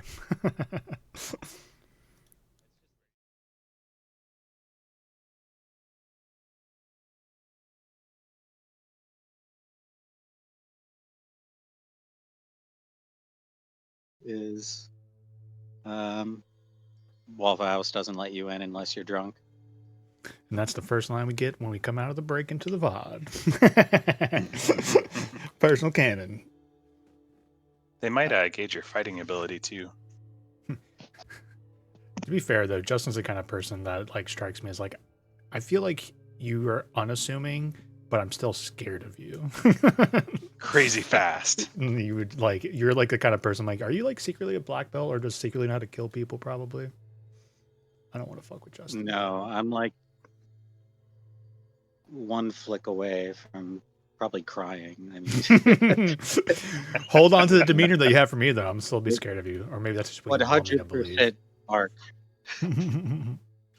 All right, I believe everyone's here. Let me check my audio, make sure it is correct, because I had to update stuff recently. Looks good. As we were, a gentleman named Elminster has appeared. Legitimately above table, this is like the most famous like wizard, if not character, in all of the Forgotten Realms. Yeah, this is Ed Greenwood's player character. Yeah, the creator of the world, when he does panels and stuff, he'll impersonate this character sometimes. He's like, "Do you want to ask Elminster a question?" All right.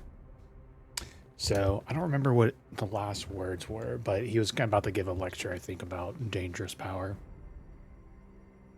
Yeah, I don't remember the exact words, but I know that he has at this point repeatedly asked Romuel and Quaylen, Yeah, you now have each the half of a power of a god within you. What do you plan to do once you leave, once, a Serac is dead permanently, and you return to the material plane? And I remember Quaylen gave the answer of protecting the forests and all the little critters and such. So you all, and by the way, I don't think he has like a country accent. I just went with it. But I think Elminster's supposed to have like this kind of like, he was like a very much an everyman, everyday like country guy who like got elevated. So I'm sticking with it. I'm enjoying him being portrayed a little bit of a southern country in there somewhere. But he was saying, I don't know if you boys understand exactly what you've got inside your chests, inside your bodies and souls and mind. I was talking about the weave. It's the nature of everything. It's the nature of magic. Magic holds our realities together. And it permeates almost everything. There's exceptions. But they're few and far between. You've picked up something outside of that. Out of our weave. Mistral's weave. The old weave.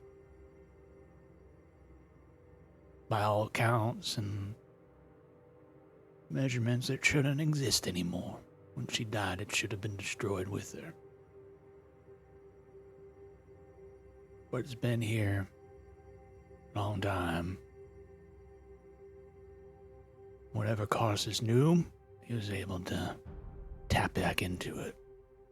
And it seems you boys were able to follow in on his coattails.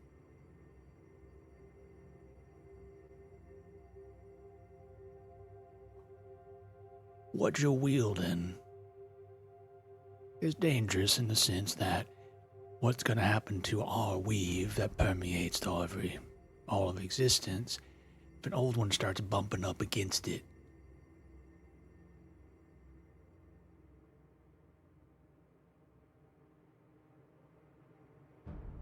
We believe it could create a conflagration. You start flexing your muscles with your new power of this old weave, and it bumps up hard enough against Mistra and ours, it could destroy everything. A chain reaction.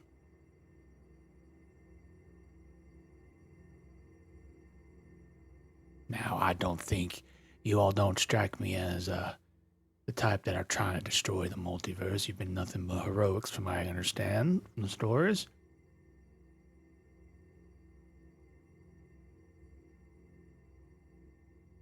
So what's your plans with that power that could destroy everything?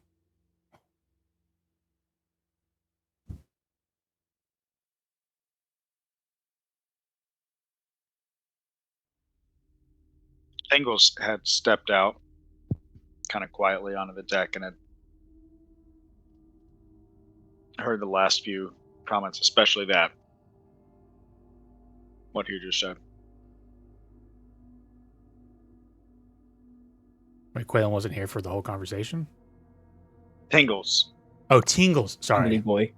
Yeah. My apologies. Quaylen was there. Yeah, Tingles had stepped back because he was down below deck, but had heard everyone kind of get quiet and start talking to this guy and God, thank you. voices, so he came back up. Yeah. Sorry if I said Quaylen. You probably said Tingles. My brain. Yeah, go ahead. Continue. Yeah. Tingles comes out.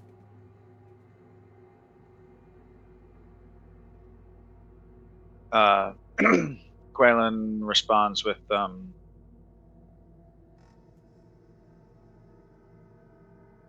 have nothing but reverence and respect for this power.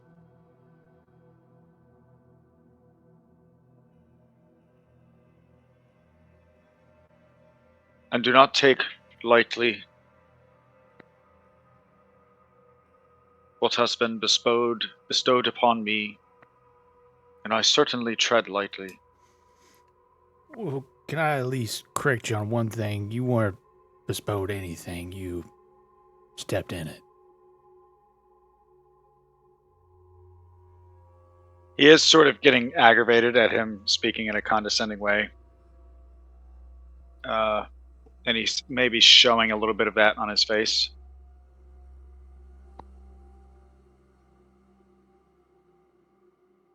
Sure. If that's how you must understand this, so be it. To be fair, I think that's what you did, but your friend, I think maybe, from my understanding, he might have took it.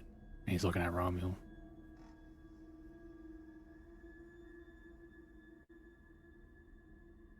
What do you mean by we could destroy the weave? Weave is existence itself, and you have an old version of it. An old existence. By all accounts, it should not exist itself. But its nature is a little slippery even for the masters of us all. We're worried and concerned that if you start moving around, pulling on mistress coattails and her dress with that weave, then she might catch fire. And if she catches fire, everything, the ships, your abilities, the gods, for a brief moment, everything will be pure chaos and fire. Garsus did that once. I'm sure you all of you know that. Being here. That was very shortly lived, but this one would. We've been pretty lucky in the past that Mistra has been able to anticipate things, but we're trying to anticipate this now.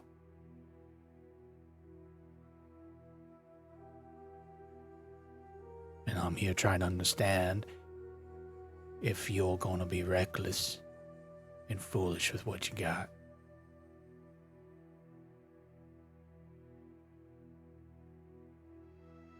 Can I do an insight check? Sure.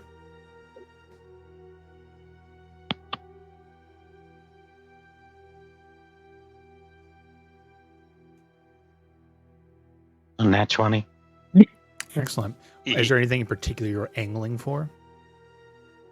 Well, it's in Romuald's mind, I feel like this, it just sounds like something Mistra's trying to say to get this back, because this is the one thing that might actually hurt her. So she's just kind of saying, no, you can't have this. It'll destroy everything. Mm-hmm. With a nat 20 insight, Elminster believes what he's saying. And I think on a fundamental intellectual level, Romuald can see where their thought processes is. With this old weave that shouldn't exist, that used to encompass all of reality, if it starts bumping around this reality, this weave, this magic, that the repercussions could be catastrophic. It could be. Not saying it's a guarantee, but I do think with a 20 inside roll under the intellectual curiosity of Romuald and his expertise in the matter, and understanding more and more of what it is, the kind of divine power he's taken, I do think you could see that possibility.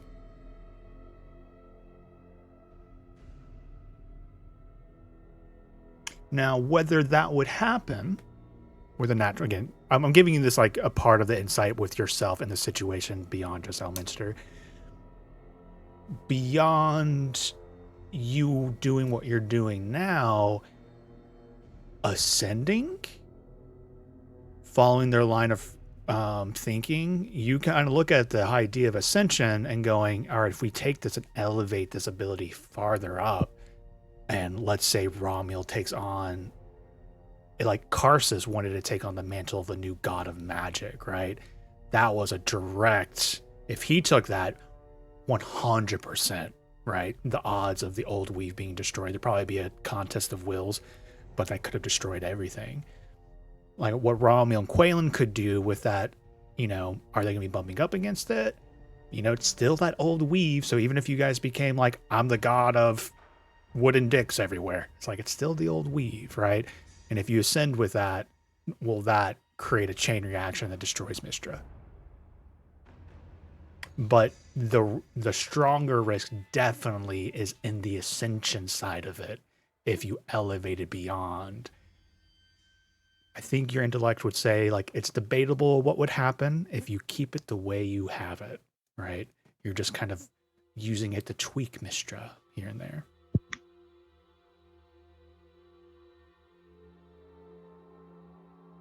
There are limits to what we know.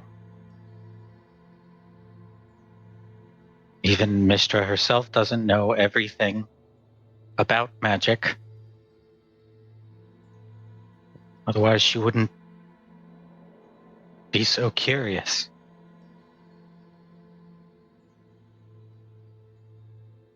It's always a mystery, isn't it?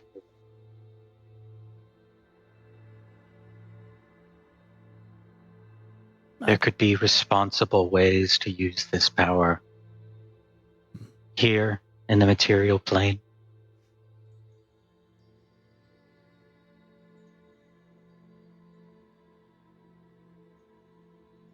Maybe. There was a time and place when playing, tweaking, experimenting, learning this weave would have been everything safe as magic can be. But that was thousands of years ago when it was the weave.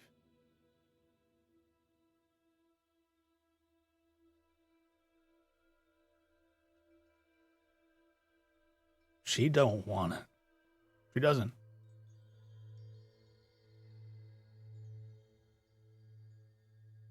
And you're not wrong that she's afraid of it. We're afraid of it. I'm here to see if you're afraid of it. Properly. We don't know for sure what'll happen if you fiddle with it.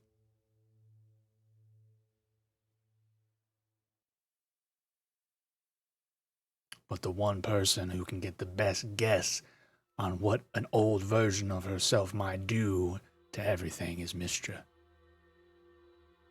I'm sure she's listening, but she does like her position, her power. But I'm here to tell you that it's beyond that.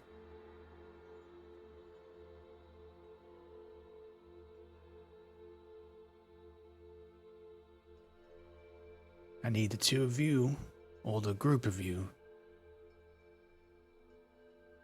well, what are the chances you two would be willing to give it up? Say you go kill Serac, flex your muscles, and then you let it go. And we properly contain it, destroy it, whatever we can do to it.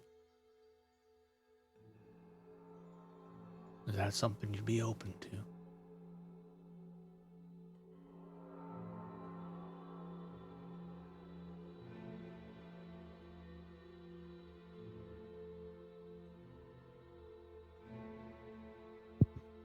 Not without understanding it.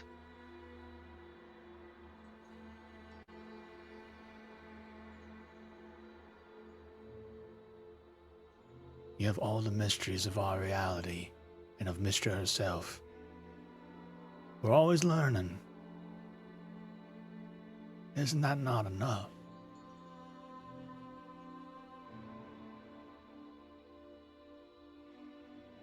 You saw the one person who decided that was not enough, Karsus. And I'm sure you all know the stories of what happened then.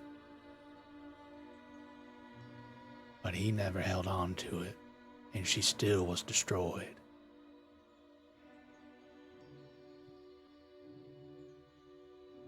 I'm not asking for more than what Karsus had.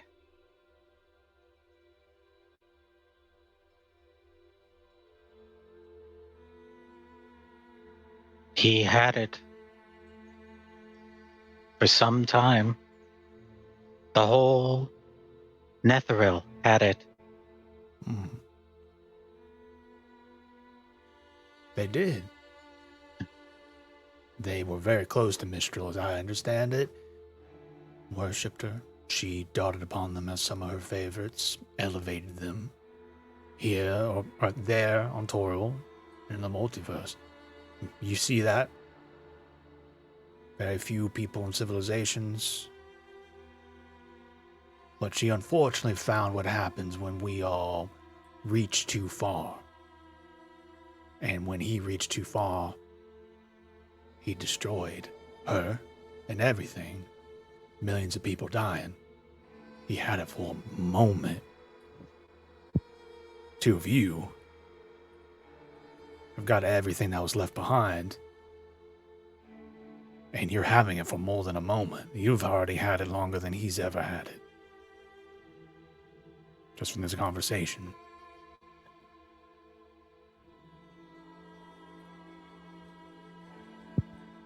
And the Serac? He doesn't have what you've got. No. Wow. But he's also killed many, many, many people.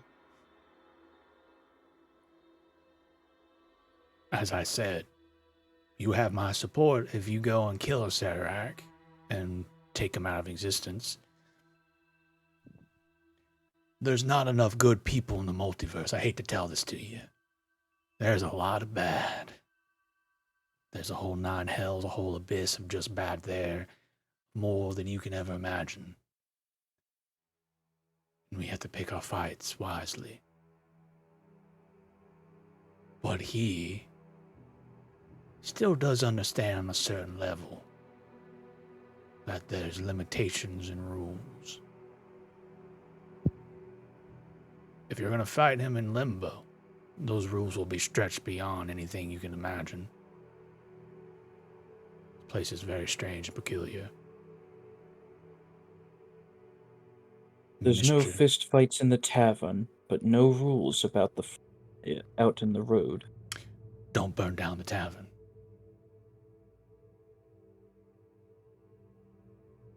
You can fight. This is Mystra, mind you. There's a lot of different gods that got their own rules. They say don't fight. Some people say that's the only way you can solve it. Some people say chaos and they just want to break everything in the tavern. But Mystra is the tavern. She holds everything together. Without the tavern, everything dies. You all are No one can playing drink. with no one can exist. An old tavern. In that tavern, if you're sitting inside of it, and you got yourself a little bomb in your hand, and every once in a while you're scratching this little flintstone, and you're scratching sparks on it. But maybe you scratch too hard one time, and that spark starts a fire in the middle of all that fist fighting. Yes, we want to stop the fist fighting with people pulling daggers out. We also really would like to make sure that we don't let anyone burn down the tavern. Yes. You seem to be asking a lot of questions, trying to, while also providing a significant amount of information. And it seems like you're trying to drive us to a singular solution. My question is, despite everything you have provided us today, what if we don't give it up? What if we choose to keep it? With all intentions of being either a benevolent or indifferent, having a benevolent or indifferent disposition, right? What then?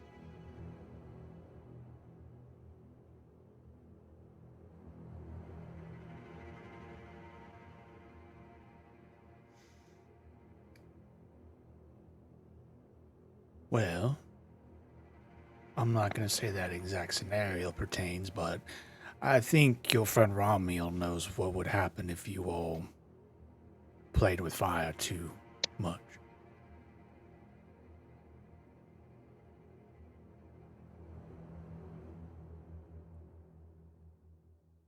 Mister wouldn't be happy.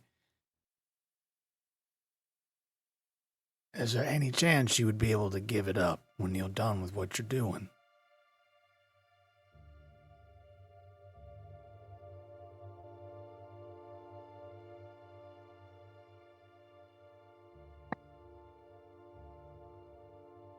Above table, just so you guys know, I don't think this is a binary choice, but that's what Elminster is presenting to you all, but I'll give you guys that for free. Don't feel like I'm trying to railroad you into a binary choice.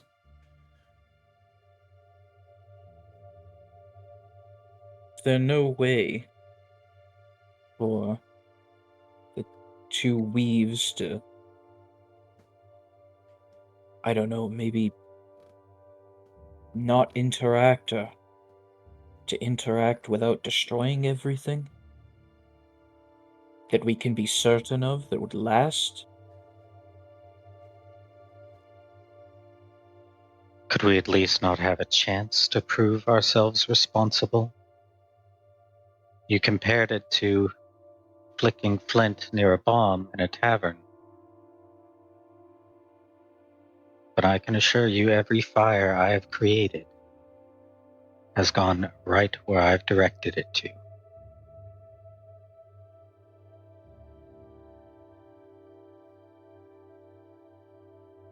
I can make it responsible.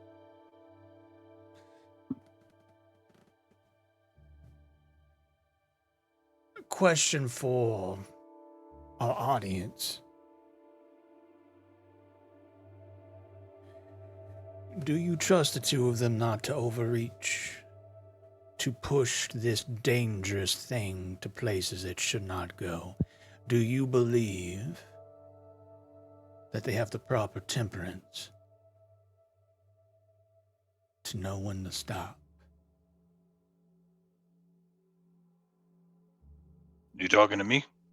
You, Orkfo, I believe King Cadmiel of Cormier. It's a pleasure to meet you, by the way, Your Highness. And also another distinguished member, Lord Tingles of Cormier, and Tatiana. I would like to know your opinion. Don't on forget your Gary.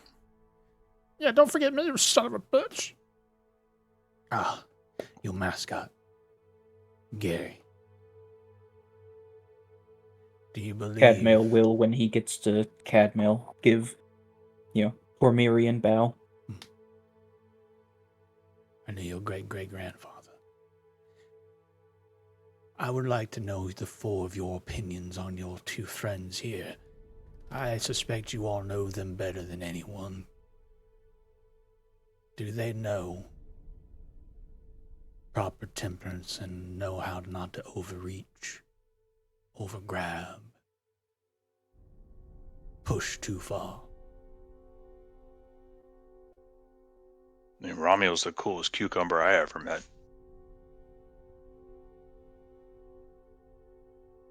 I don't know what your definition of too far is, because I don't understand any of this, but Do you think he would hold himself? If your friend Romul had himself a battle axe, and he was learning how to use it, but he kept being too reckless with it, but he kept pushing himself, cutting himself, and one day you were afraid that he was being so reckless that he would permanently hurt himself or even kill himself with it. Do you think he would know when to stop? Perhaps he doesn't even know he's hurting himself. yeah, I don't know anything about any of that, but Try to use analogies This is you'd be the kinda- familiar with, is- but I guess it's okay. I get that. Yeah, it's not lost on me. Is this the sort of thing that somebody's got to have? You picking up what I'm putting down? Like, if it's not Romeo, it's somebody else? Or do you have the power to destroy it? We don't know if we have the power to destroy it. That's what makes it so scary. Okay, so right now this thing is volatile, and Mhm. in my opinion, this is the best person in the multiverse to hold it. I propose we revisit this Mhm. after our job's done. Respectfully, I appreciate very much your opinion. The rest of your companions, do you agree with this kind of sentiment?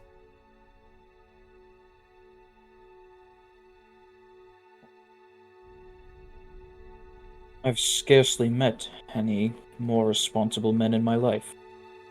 The short time I've known Quaylen, he's shown nothing but dedication to us and anyone he protects. And I've traveled with Romuald for over a year at this point, and I can say that he holds the power he does with great care.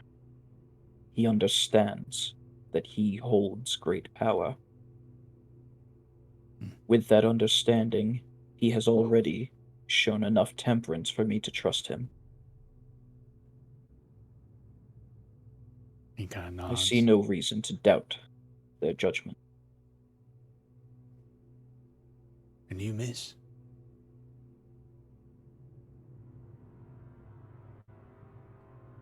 Romeo and I have been on this journey parallel for a very long time. And I understand what you speak of.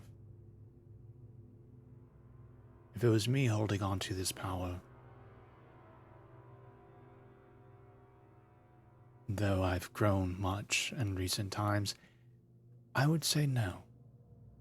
I could not be trusted with this power.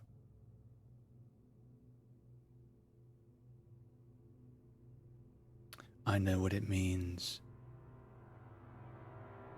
to push things in ways they should not. And I did that knowingly.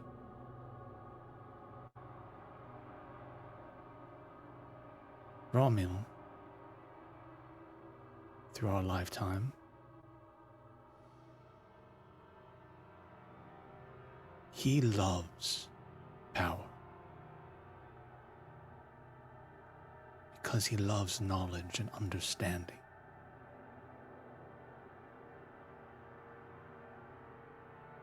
But he respects and fears the things that he uses. And Quaylen has shown nothing but wisdom to me of his abilities and powers.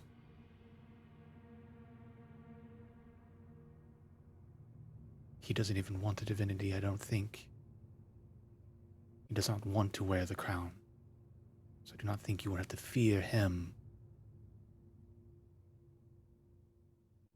pushing it or ascending or experimenting with it.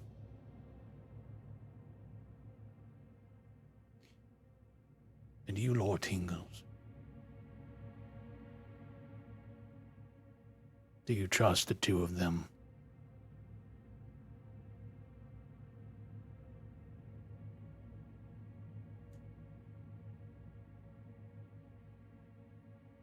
Think, and you guys tell me if you aren't on board with this, but I like to think like everyone turns to him, kind of like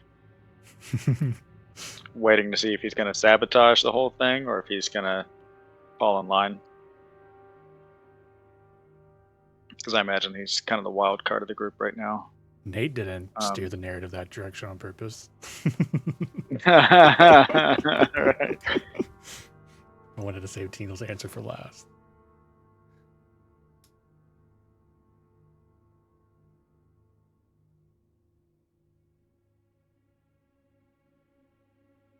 What title should I refer to you as?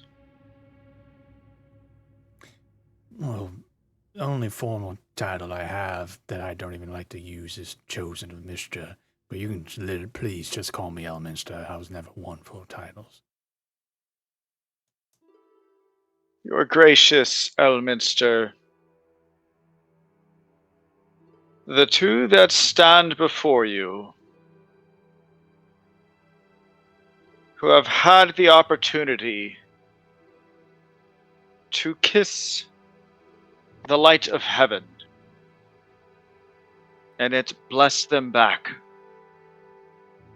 with gratuitous abilities. You should fear not their disposition or their intention.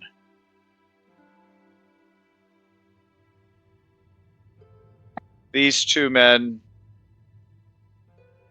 if there were any men on this world to hold on to such a fierce power, Mistress should choose them.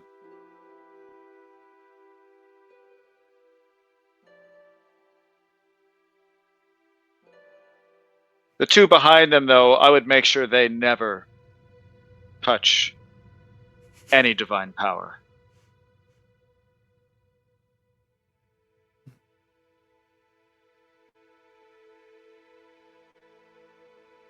Mm-hmm.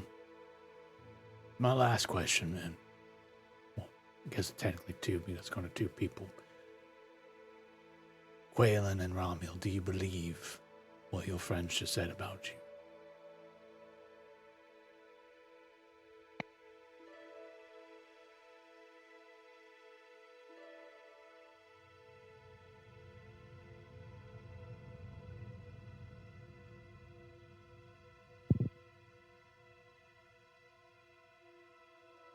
I'll accept one thing.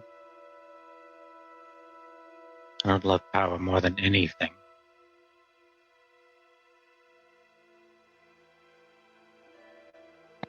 I don't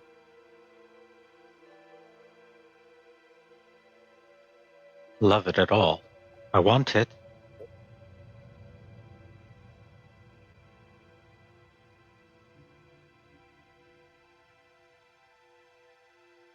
Just to know it.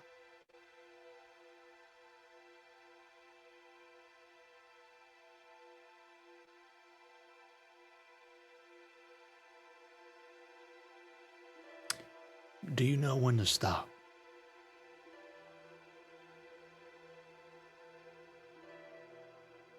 And whatever your answer's going to be is going to have a charisma check behind it at advantage because of your friends.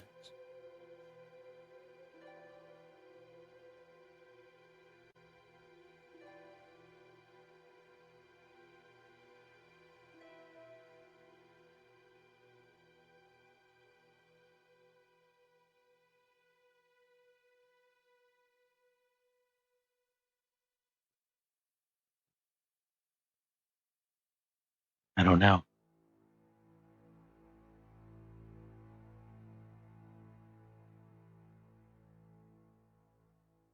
I'd like you to roll a persuasion check at advantage, assuming you're telling the truth above table. Because I think that's a totally fair sentiment for him to have, but only you know your character.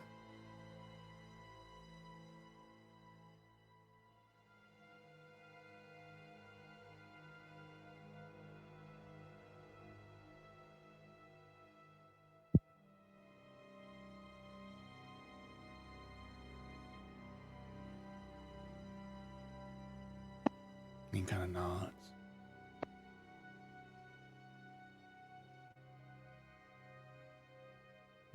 Quaylen, do you believe what your friends said about you?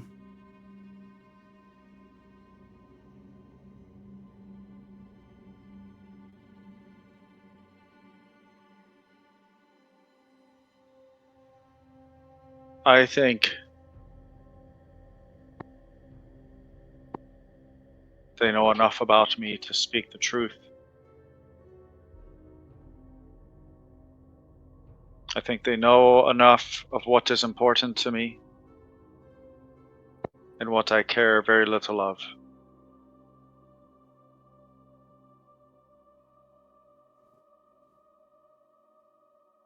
And though prior to touching this power, I had no desire for it,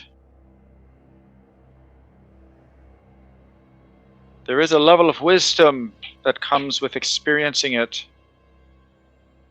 and understanding what can be done with it.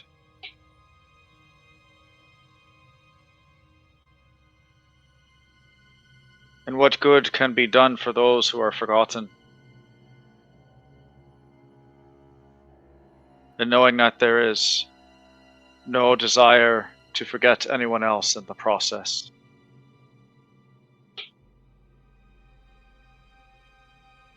Mm-hmm. Quaylen, you hear him in your mind. Like everyone sees him kind of like nodding. He's like stroking his beard, thinking. But in your mind, Quaylen, you hear, the boy doesn't know. Will you be there to stop him if he goes too far? He's referring to Romuald? Yep, but he's speaking in your mind.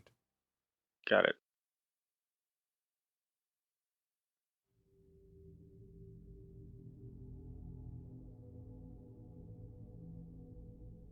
You're Yeah, asking me?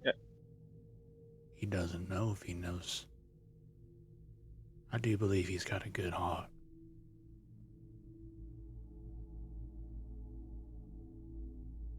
But I You're need putting him the to know. burden on me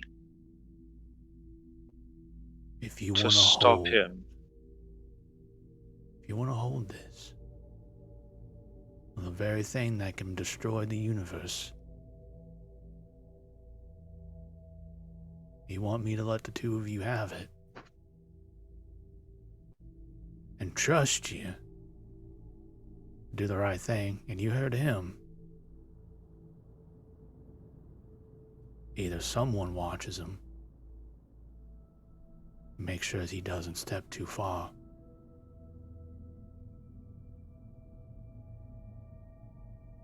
or you boys can't have it. I believe you won't push your limits. He worries me.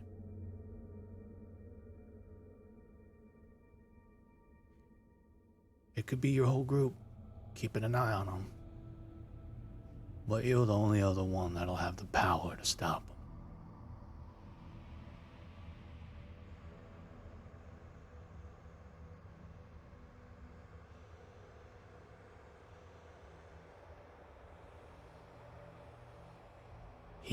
I have no Don't desire know. to. I have no desire to police the weave, but I also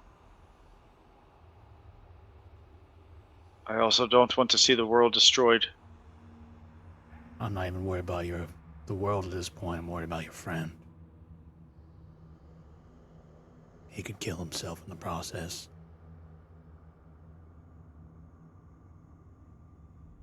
Hmm.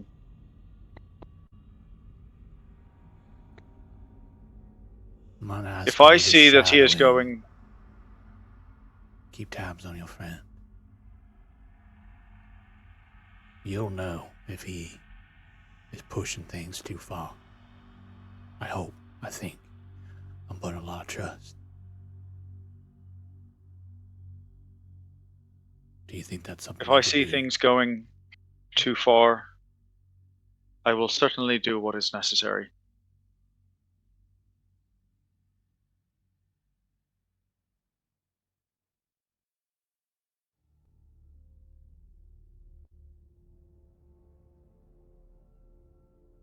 Mm-hmm.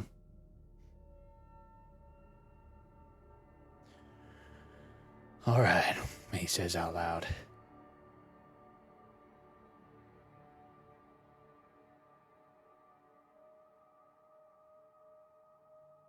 I do want to say to everyone, you heard your friend, Romeo. He don't know. But I'm going to put a lot of trust on all of you all. That you've got hearts and good-natured. And you have the best intentions. I do believe you're heroes. There's even that business with the Demogorgon. Not a lot of people know about that, but the multiverse talks.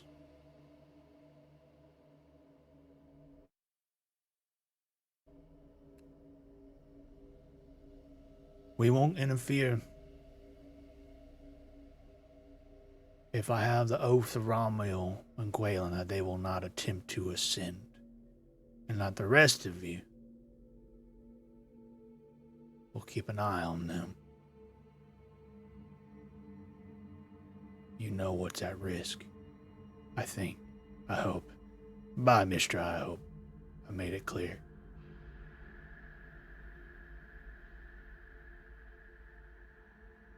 Quaylen, Romeo, do you swear on an oath? And whatever you want to swear on, that you will not attempt to ascend.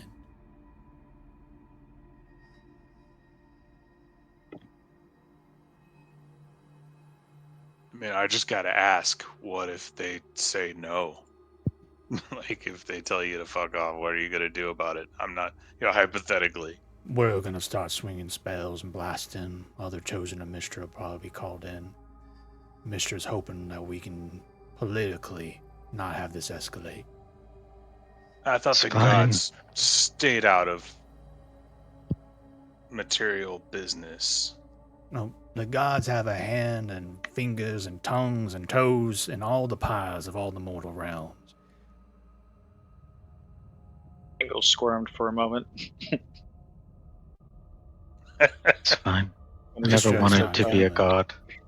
Mistra's not coming. She'll just send all of her followers. And I gotta say, we're tired and we don't want to fight you. You say you don't want to be a god? Oh, I It need wasn't my intention.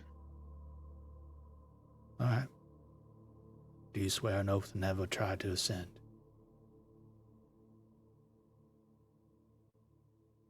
I need to hear it. Swear it.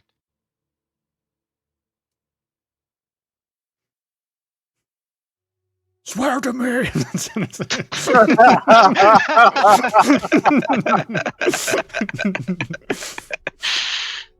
No, I swear to God. Warmer! From this height, wouldn't kill me.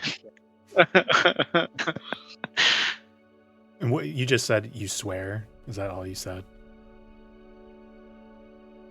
Uh-huh.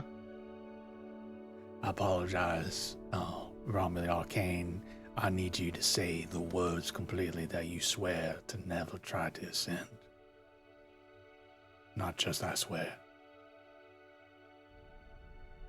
I swear to never try to ascend.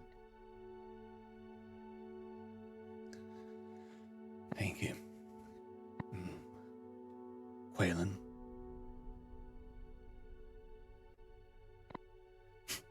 Quaylen, the goat fucker. I think we're calling you in the multiverse these days. That was a private moment. People talk. Goats talk. You'd be surprised. Sorry. I like to think one just pops into existence right and just floats by.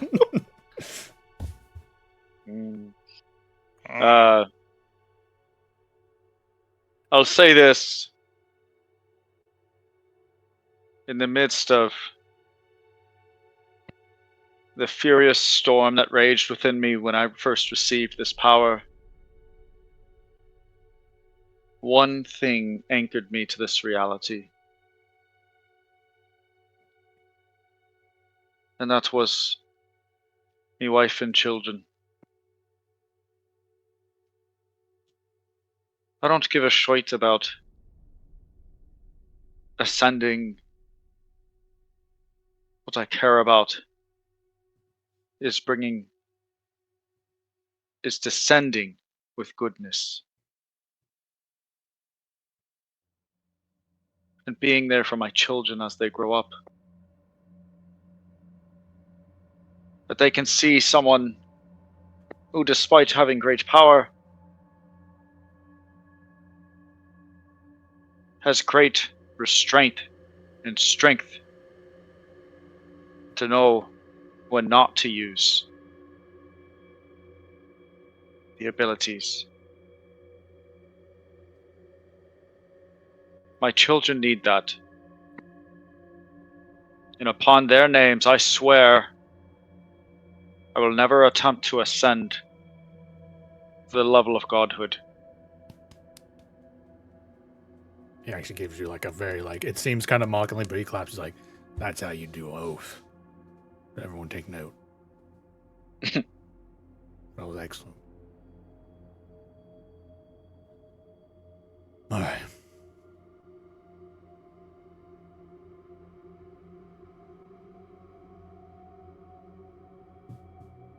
All right. All right. Good luck. Good luck. Hopefully, we all can meet in the future, not underneath the realm or the threat of the universe being exploded. I would love to hear your stories. I've heard some very interesting things about certain parties of Tingles. Maybe Actually, we can... before you go, as Cadmail produces the 2 chunks that he broke off of the statue,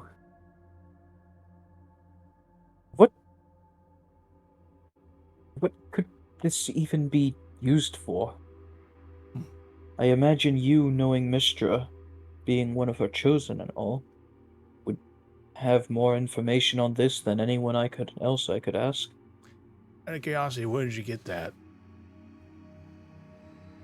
Cadmail, one hand holding the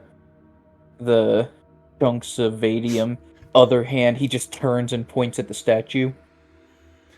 Above table, my trollness is starting to bleed in. I'm very sorry, but now I'm only imagining is like if Quaylen or Romuald get really constipated and they have a really hard shit, it's gonna come out as vadium. Sorry. Oh my god. Oh, this one's really off. Little diamond pops out It's like of your divine yesterday butts. I thought it was a vadium shit, but it was just a really bad normal shit. No, it was just a brick that time.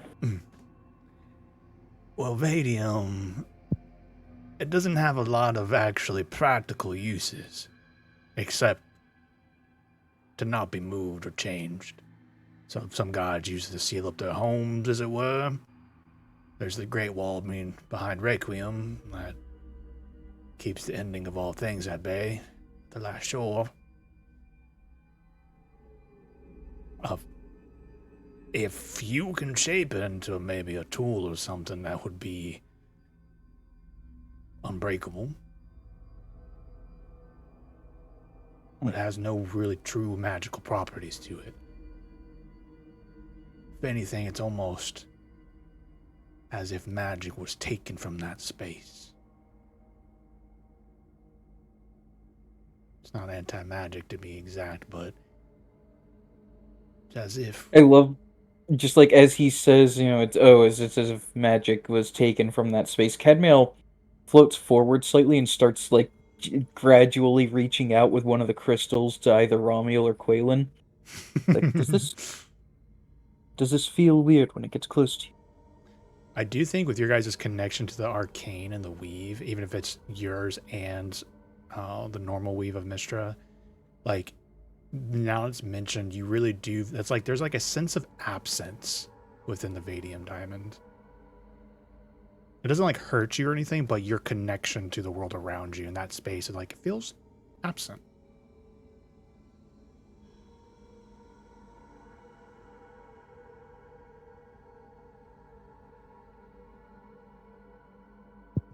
Feels absent? I'm sorry. Yeah, this is very abstract. We're in the weird abstract shit. Loosey-goosey, hard to describe. But when Vadium is formed by gods, it's almost like reality there, that space, like whatever magic, whatever weave, whatever reality, whatever atoms or whatever, it's almost like it ceases to exist. And when that happens, it crystallizes. So like if your connection to the weave, like you'd feel the flow of magic in the air, and if you were an anti-magic, it would be like no feeling of that. And when he kind of waves it at you, now that he mentions it, you do notice, I'm like, oh yeah, there's like an absence of at least magic when he, like, the weave doesn't exist within the Vadium.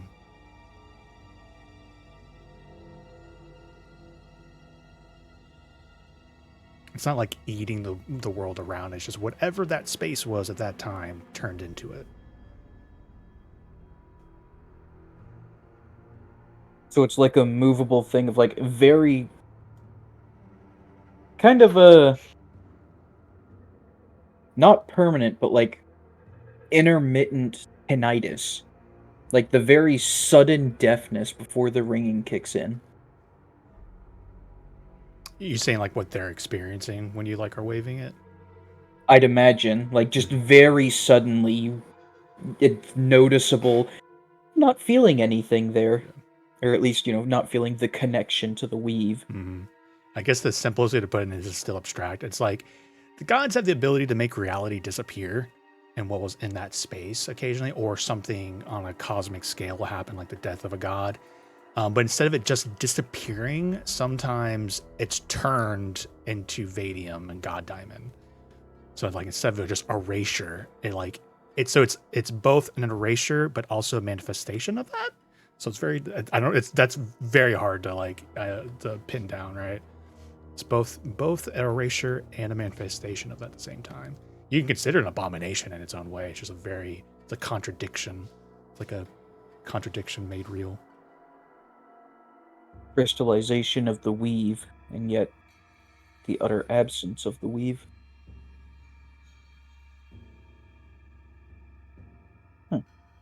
If you can shape it, it'd make a fine blade. I've heard of those being formed, but usually those are gifted from the gods. But all right, I've got things I gotta get to. There's more than just a Ceterac out there. Good luck. And he just kind of like turns, and as he kind of walks, it's like a teleportation circle opens up underneath him. He just walks into it, and he's gone. As he turns and before he goes, Cadmail does the parting bow. He just kind of like waves from behind him, like without turning.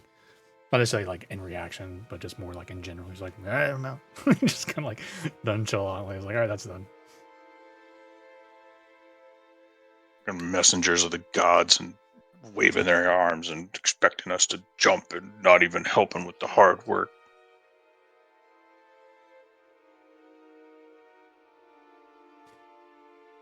I'm not going to say that he was not much abrasive in his own way, but as I understand it, Elminster has shared his share of burdens of saving the world more than once.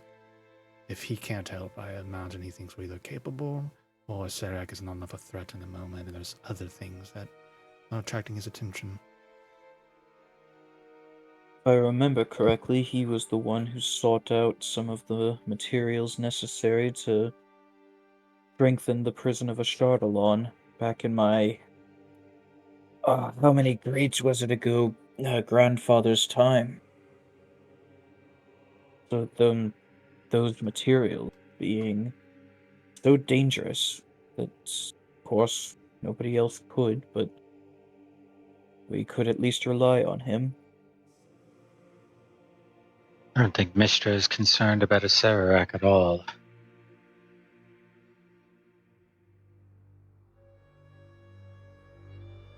Given spoke to her when I died. She was there, together with Azuth.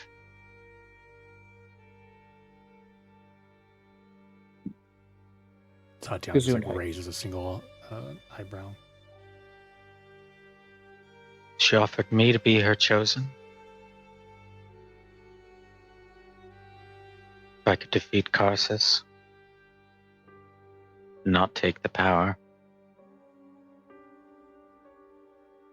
She told me a Serac was one of her chosen too, at one time at least. Maybe he still is. Seems like being a chosen of Mistress is something of a banality in this day and age. I'm just a correction. Like you can, I'm not sure if that's what Romuald thinks happened or if that's what Justin thinks the conversation was. The Serac was never a chosen, but Oh, he was never I a thought chosen. that's what she said. Maybe I said that, but that was definitely not the intention. But she did consider him like he worships me in his own way, with how good he is at manipulating the weave, how powerful spellcaster he was. But then she also mentioned he also knew his place. Those are the only things I think I would have wanted to, like. I don't want you to think as Romuald if that's not what you want. That, yeah, not chosen. That's fine. Well, but more. undo But the she chosen didn't bit care. then. Like for but the rest of yeah, it, she yeah. definitely was like the Death Curse was pretty cool. That was an impressive project. You know, like it's yeah. like, Well, undo the chosen bit, but the rest Yeah, of it remains. yeah, I don't think she's concerned with Serac at all. And even certain bits of it, she seemed rather amused. what, does it seem like she only cares for a mage's abilities and not that they are good or evil? Well, of course.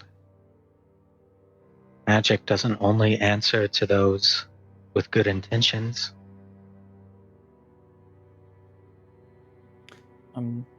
Correct me if I might be misunderstanding Elminster, but I somewhat got the impression that he was, I don't know, seeking a balance. Either that or that's just what the idea that I was thinking of at the time, that basically no good without evil, all that sort of thing. It's likely more neutrality. though he did mention that the Death Curse was a concern to him. And he has saved the world and people and the good. As I understand it, Elminster is not a perfect person by any means, but he was a hero. Do you find it curious that she does raise him over the years? Do we think she believes in the goodness at a certain extent?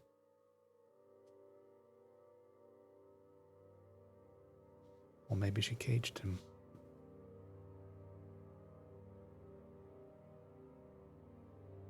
What Romuald said is true about her even complimenting, I guess is the correct word, a Serac's abilities, then I don't think she would cage Elminster. If anything, Elminster almost seems the antithesis of a Serac, but on a moral ground, not a ground of ability. If you've After all, chosen, here we are. this is a fact that the chosen beyond Elminster, there's the Silver Hands, there was Blackstaff. They're usually trying to save something.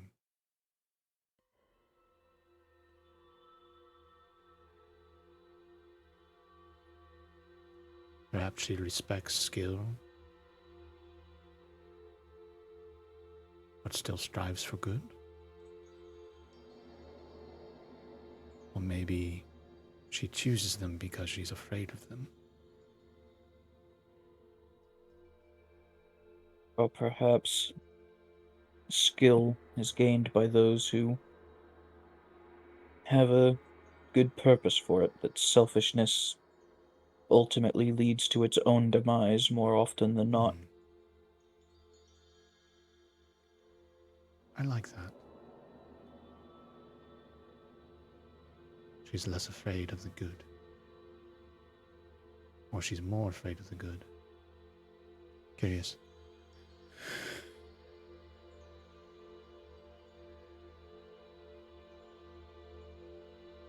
It When I sounded was- like a gilded cage to me.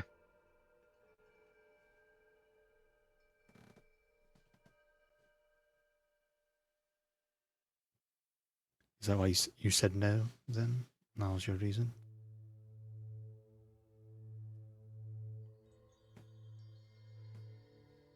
Yes.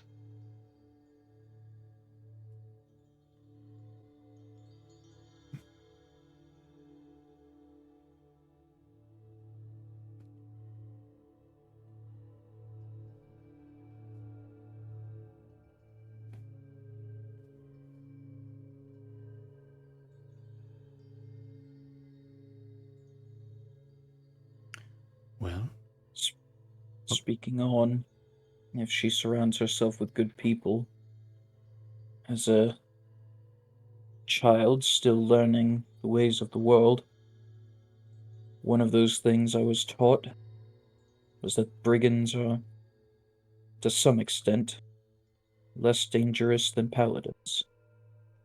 Not because paladins wield power from their faith in their god or anything like that, but because if you're on the wrong side of a paladin, devoted, good,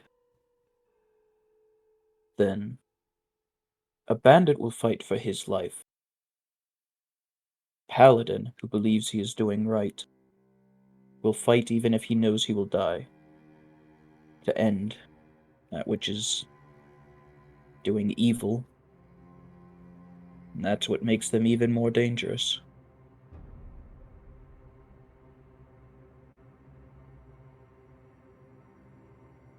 Perhaps it's both.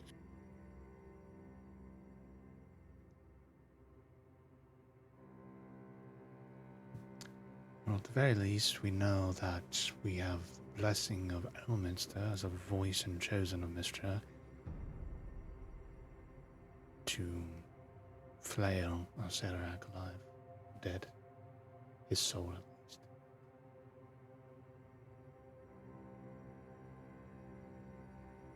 Shall we recoup ourselves before stepping through the portal and seeing on what is the deepest layer of limbo and what he has on, what we'll find there? Personally, I need a little bit of a rest.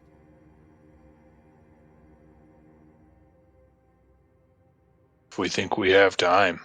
I mean, we dallied this long. At this point, I think one good night's rest is not too much to ask with how long we've taken.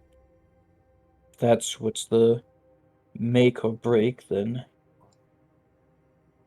we have other plans, but a backup. But I doubt it'll be necessary.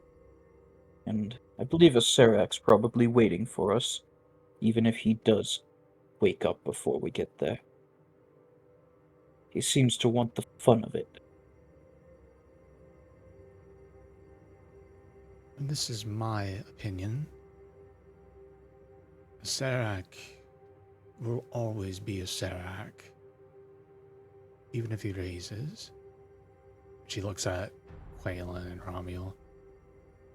And I think I'd rather be at full strength with 2 demigods, even if he wakes up, rather than going in sapped of strength. But that is my opinion.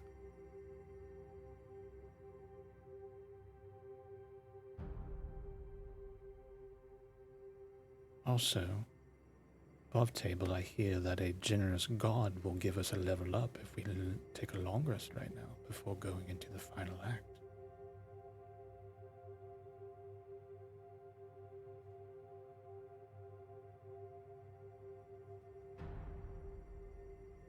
I'm just also taking that above table. Well, that sounds awful. Nah. I was going to play narratively, but I think you guys should do a long rest, level up, and then face the last act. Let's do it. Oh yeah. Do it. Level 20. Oh dear. I love that you all kind of got like what would be like hypothetical, like, okay, what do you get after level 20? Like at least like amped up, like some, I think they call them paragons in some editions, or like epic boons. Like you guys got that before you even got to level 20.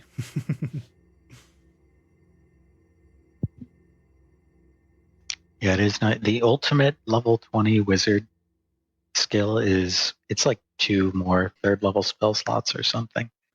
Let which is me say this real quick. Sorry, not to interrupt you, but I do want to make sure, I don't want to feel you guys too railroaded into it, but this is the time for you to get leveled up. Do you guys want to do like a fun like narrative of like Quaylen and Romuel like combining divine energy to like bamf you guys up narratively, and then you go sailing into it?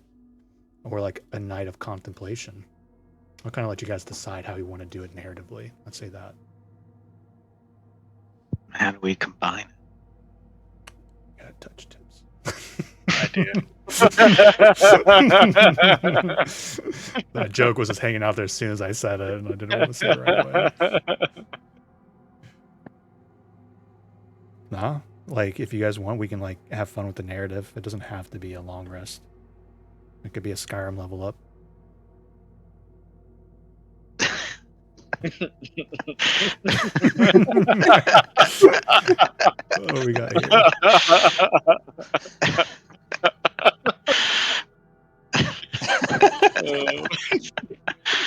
The real question is this: would this be Romulan or Quamiel?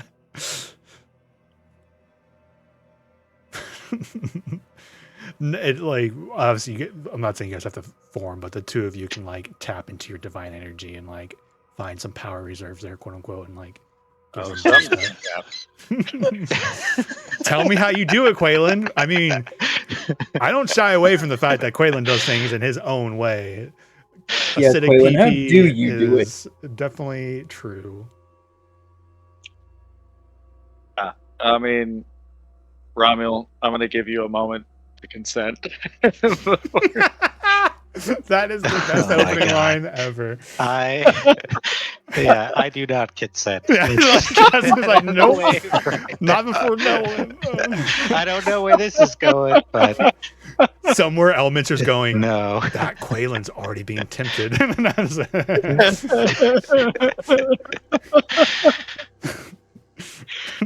Oh my god. What are we All right. thinking? Well, we could do a PG version if we wanted to. It could be just Quaylen. If Dromule doesn't want to get into the weirdness of it, if we just want Quaylen doing it, I'm also here for that. If everyone else is consenting to whatever Quaylen could do, we know his style, so it's also up to you if that's how you want your level 20 unveiling to be, but I do think it's tonally appropriate for how weird the campaign's been from beginning to end.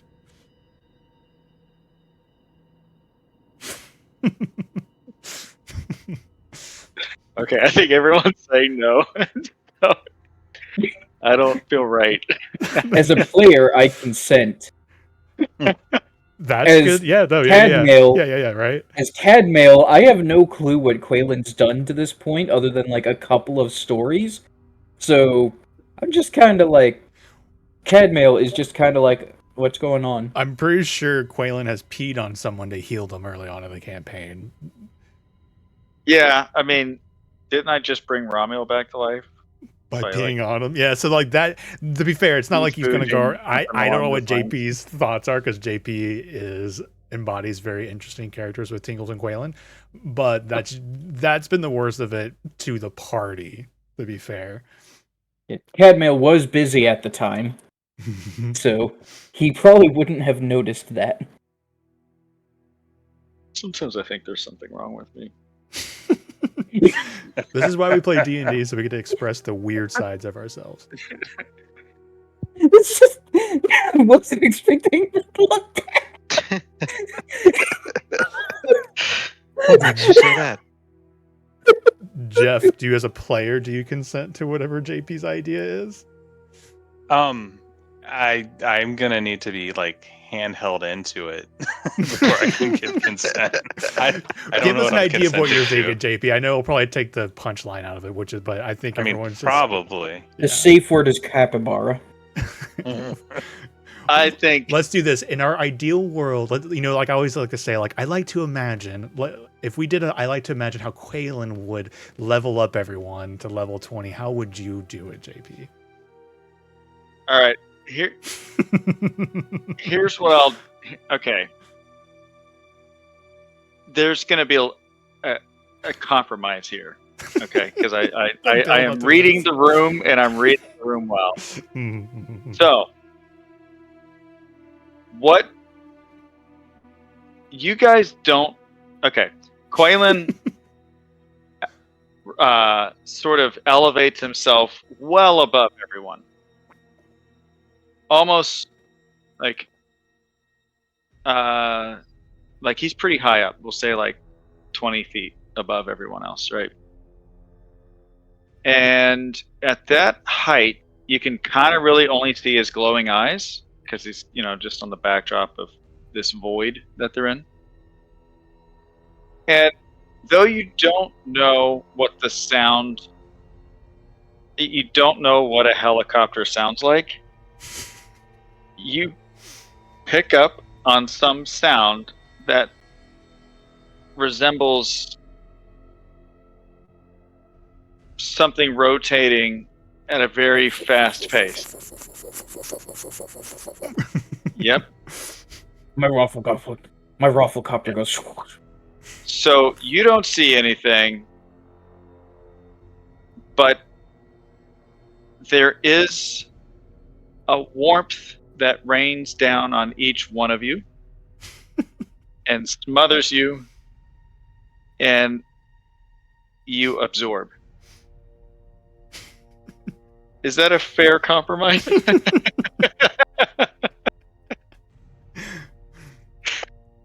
It's okay to say no. It's either that happens or he just, I don't know. It could at this point Like, it could just be anticlimactic, or Gary he, can like, go around spits humping into you his all hands, because he's been like rubs divinely. his hands together and like wiping everybody's face or something.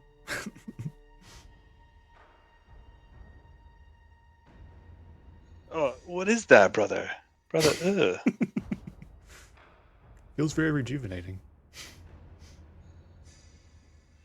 As a player, I'm cool with it. As Cadmail, I'm disgusted. Tatiana's way off to the side with her arms crossed, just watching this play out. She's like, not worth it. She's not taking the level up. Nope. She's I not. refuse. She does not want Quaylen's divinity. Dude, she's so undead, doesn't even matter. But as soon as she heard the helicopter and him rising to the air, she backed up. But One now, of you looked back and saw Tingles with his head looking up and his mouth open, by the way. I'm All right, surprised. now that's it. That's it. the hate sex between Quaylen and Tingles is going to be very, very hot for the epilogue sunsetting scene we have at the end of the campaign. Yeah. Yeah. All right. Quaylen rises to the air. I just want you to know. Divine I just energy want you to know. washes over the area. And you all feel an invigorating power inside of you as divinity is shared amongst the group. And you all feel revigorated and excited and more powerful than you've ever felt in your lives. And you're now level 20. Continue what you were saying there, JP. I just wanted to put a stamp on it so we can move forward. When you guys think back to this campaign, and they're like, oh, wow, how long did you play? What level did you reach? As soon as you say, we reached level 20, your first thought needs to be exactly how that happened. And I'm just going to leave you guys with that. I think that's fair, because I also think if everyone's like, so how was the campaign? Like, what is your earliest memory? What was like your capstone memory? You're like, well, we were sitting around a fire and they had a pet badger and decided I was going to have sex with a squirrel. And then the next memory will be, and then That set the he tone. showered divinity upon us. And we leveled up. It was a golden shower. It was a golden shower. But a shower nonetheless. I was thinking it was like a foam party. Foam party. Then Jeff, you're the one that was apprehensive about this. I'm curious of what that's table great. you're going to come up with to have John roll on for your evolution of your divine your divine penis. I'm just gonna say it. John needs to roll this dice real quick. For what? Just roll it. For divinity. That's our- Tell him this is for a god. That thar dick of divinity. All right. We'll end though here with you guys leveling up level 20 and the next step passing through the portal to see what lies on the other side. I can swing my sword 5 times in a turn. This is the greatest day of my life. I will say, excuse me, I have my big ideas for what I thought the Serac ending would look like what it would look like when you get there. Have I fleshed that out and actually put into practice? Absolutely not. Because I didn't know if Tingles was going to turn heel. I didn't know if Romulo was going to turn heel. There was a lot of big moments to the side here, so I did not put a lot of effort into it. So we're now kind of at the mode, before we did CAD mails, where I'm going to be putting a lot of thought, and I really want whatever we do to be something I've been able to really solidify into something I'm happy and excited for, because I got some big ideas for it. So I seriously doubt we'll have anything by Monday or next week. And then just FYI, in the first week of August, I'm going to Gen Con, so I'll be out of town. There's always a chance I get the correct inspiration and it happens, but that's part of the creative process for this stuff. I sit down and go, what's going to happen? And I get done in an hour, or I go, no, I got to keep working on it. So we might be doing hiatus, just as an FYI, but I will be keeping you in the loop until I am getting to the a Serac point to where I want it. Whatever I do develop, though, I don't want it to be too long standing. I do think it's going to be a pretty slam bam, whatever it is. But I also don't want it to be just, here's your next set piece in the Serac there, and now we roll initiative, and now we spend 4 hours doing combat. I want it to be a little more than that. But also, to me, this is me just speaking above table. To me, this was like my climax for the Badgers, for in a lot of ways, of all your stories and all your personalities of your characters. Tatiana's story, right?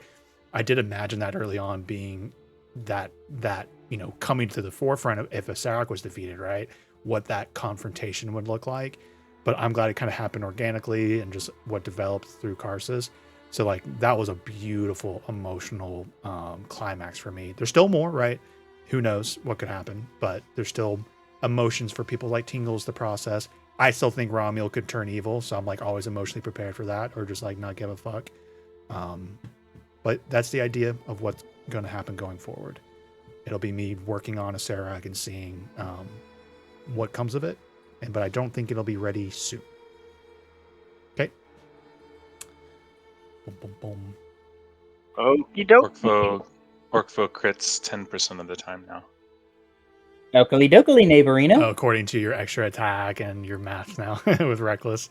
No, just I took a champion for a fighter. Oh, level 3 Oh champion. yeah. Yeah. I hope we get to see a lot of your brutal critical in this last arc. Oh Excellent. dear. So, hold on. How many attacks do you get in a turn? Still only 3 if I get to keep the divine. Your guys are keeping your Spark or divine whatever spark it is. abilities. So if something needs to change Hell to yeah. like from 4 to 5, like for Cadmail, that's what was supposed to happen. Well, I remember to go change it, but yeah, you guys should be getting that stacked on to all of your abilities. All that stacks. So, Yeah, I've this got is 3 per turn, and I can action surge, and I just took champion, which means I crit on a 19 or a 20. Oh, that's right. Because wouldn't Barbarian's Capstone the third attack? So you kind of gave that up for the dip. Is that maybe what happened? Or do you not I ever can't get the remember. third attack? I'm curious. Can't remember. yeah, because like fighter gets to become a blender. So I'm swinging 5 times now. Thanks, 4 because of fighter, and then +1 because of the spark of divinity. So I'm attacking 5 times in a turn, which is rolling a 1 in 4 chance, a 4% chance. 4 times. So pretty decent chance that I'm gonna crit every turn now. Man, Barbarians never get third attack. Yeah. That's pretty lame. Above That table, a lot of my is tinkering with Orkfo was to kind of I personally felt like he was a little behind on Cadmail's ability to output. So I wanted to also look for an excuse to kind of like bump him a little bit. I'm even more happy that I gave you an extra attack. Jesus. Yeah, I'm Yeah, like a it's little jealous of Orkfo's staying power of ability to like, oh, I resist that damage. Oh, I resist that Yeah. damage.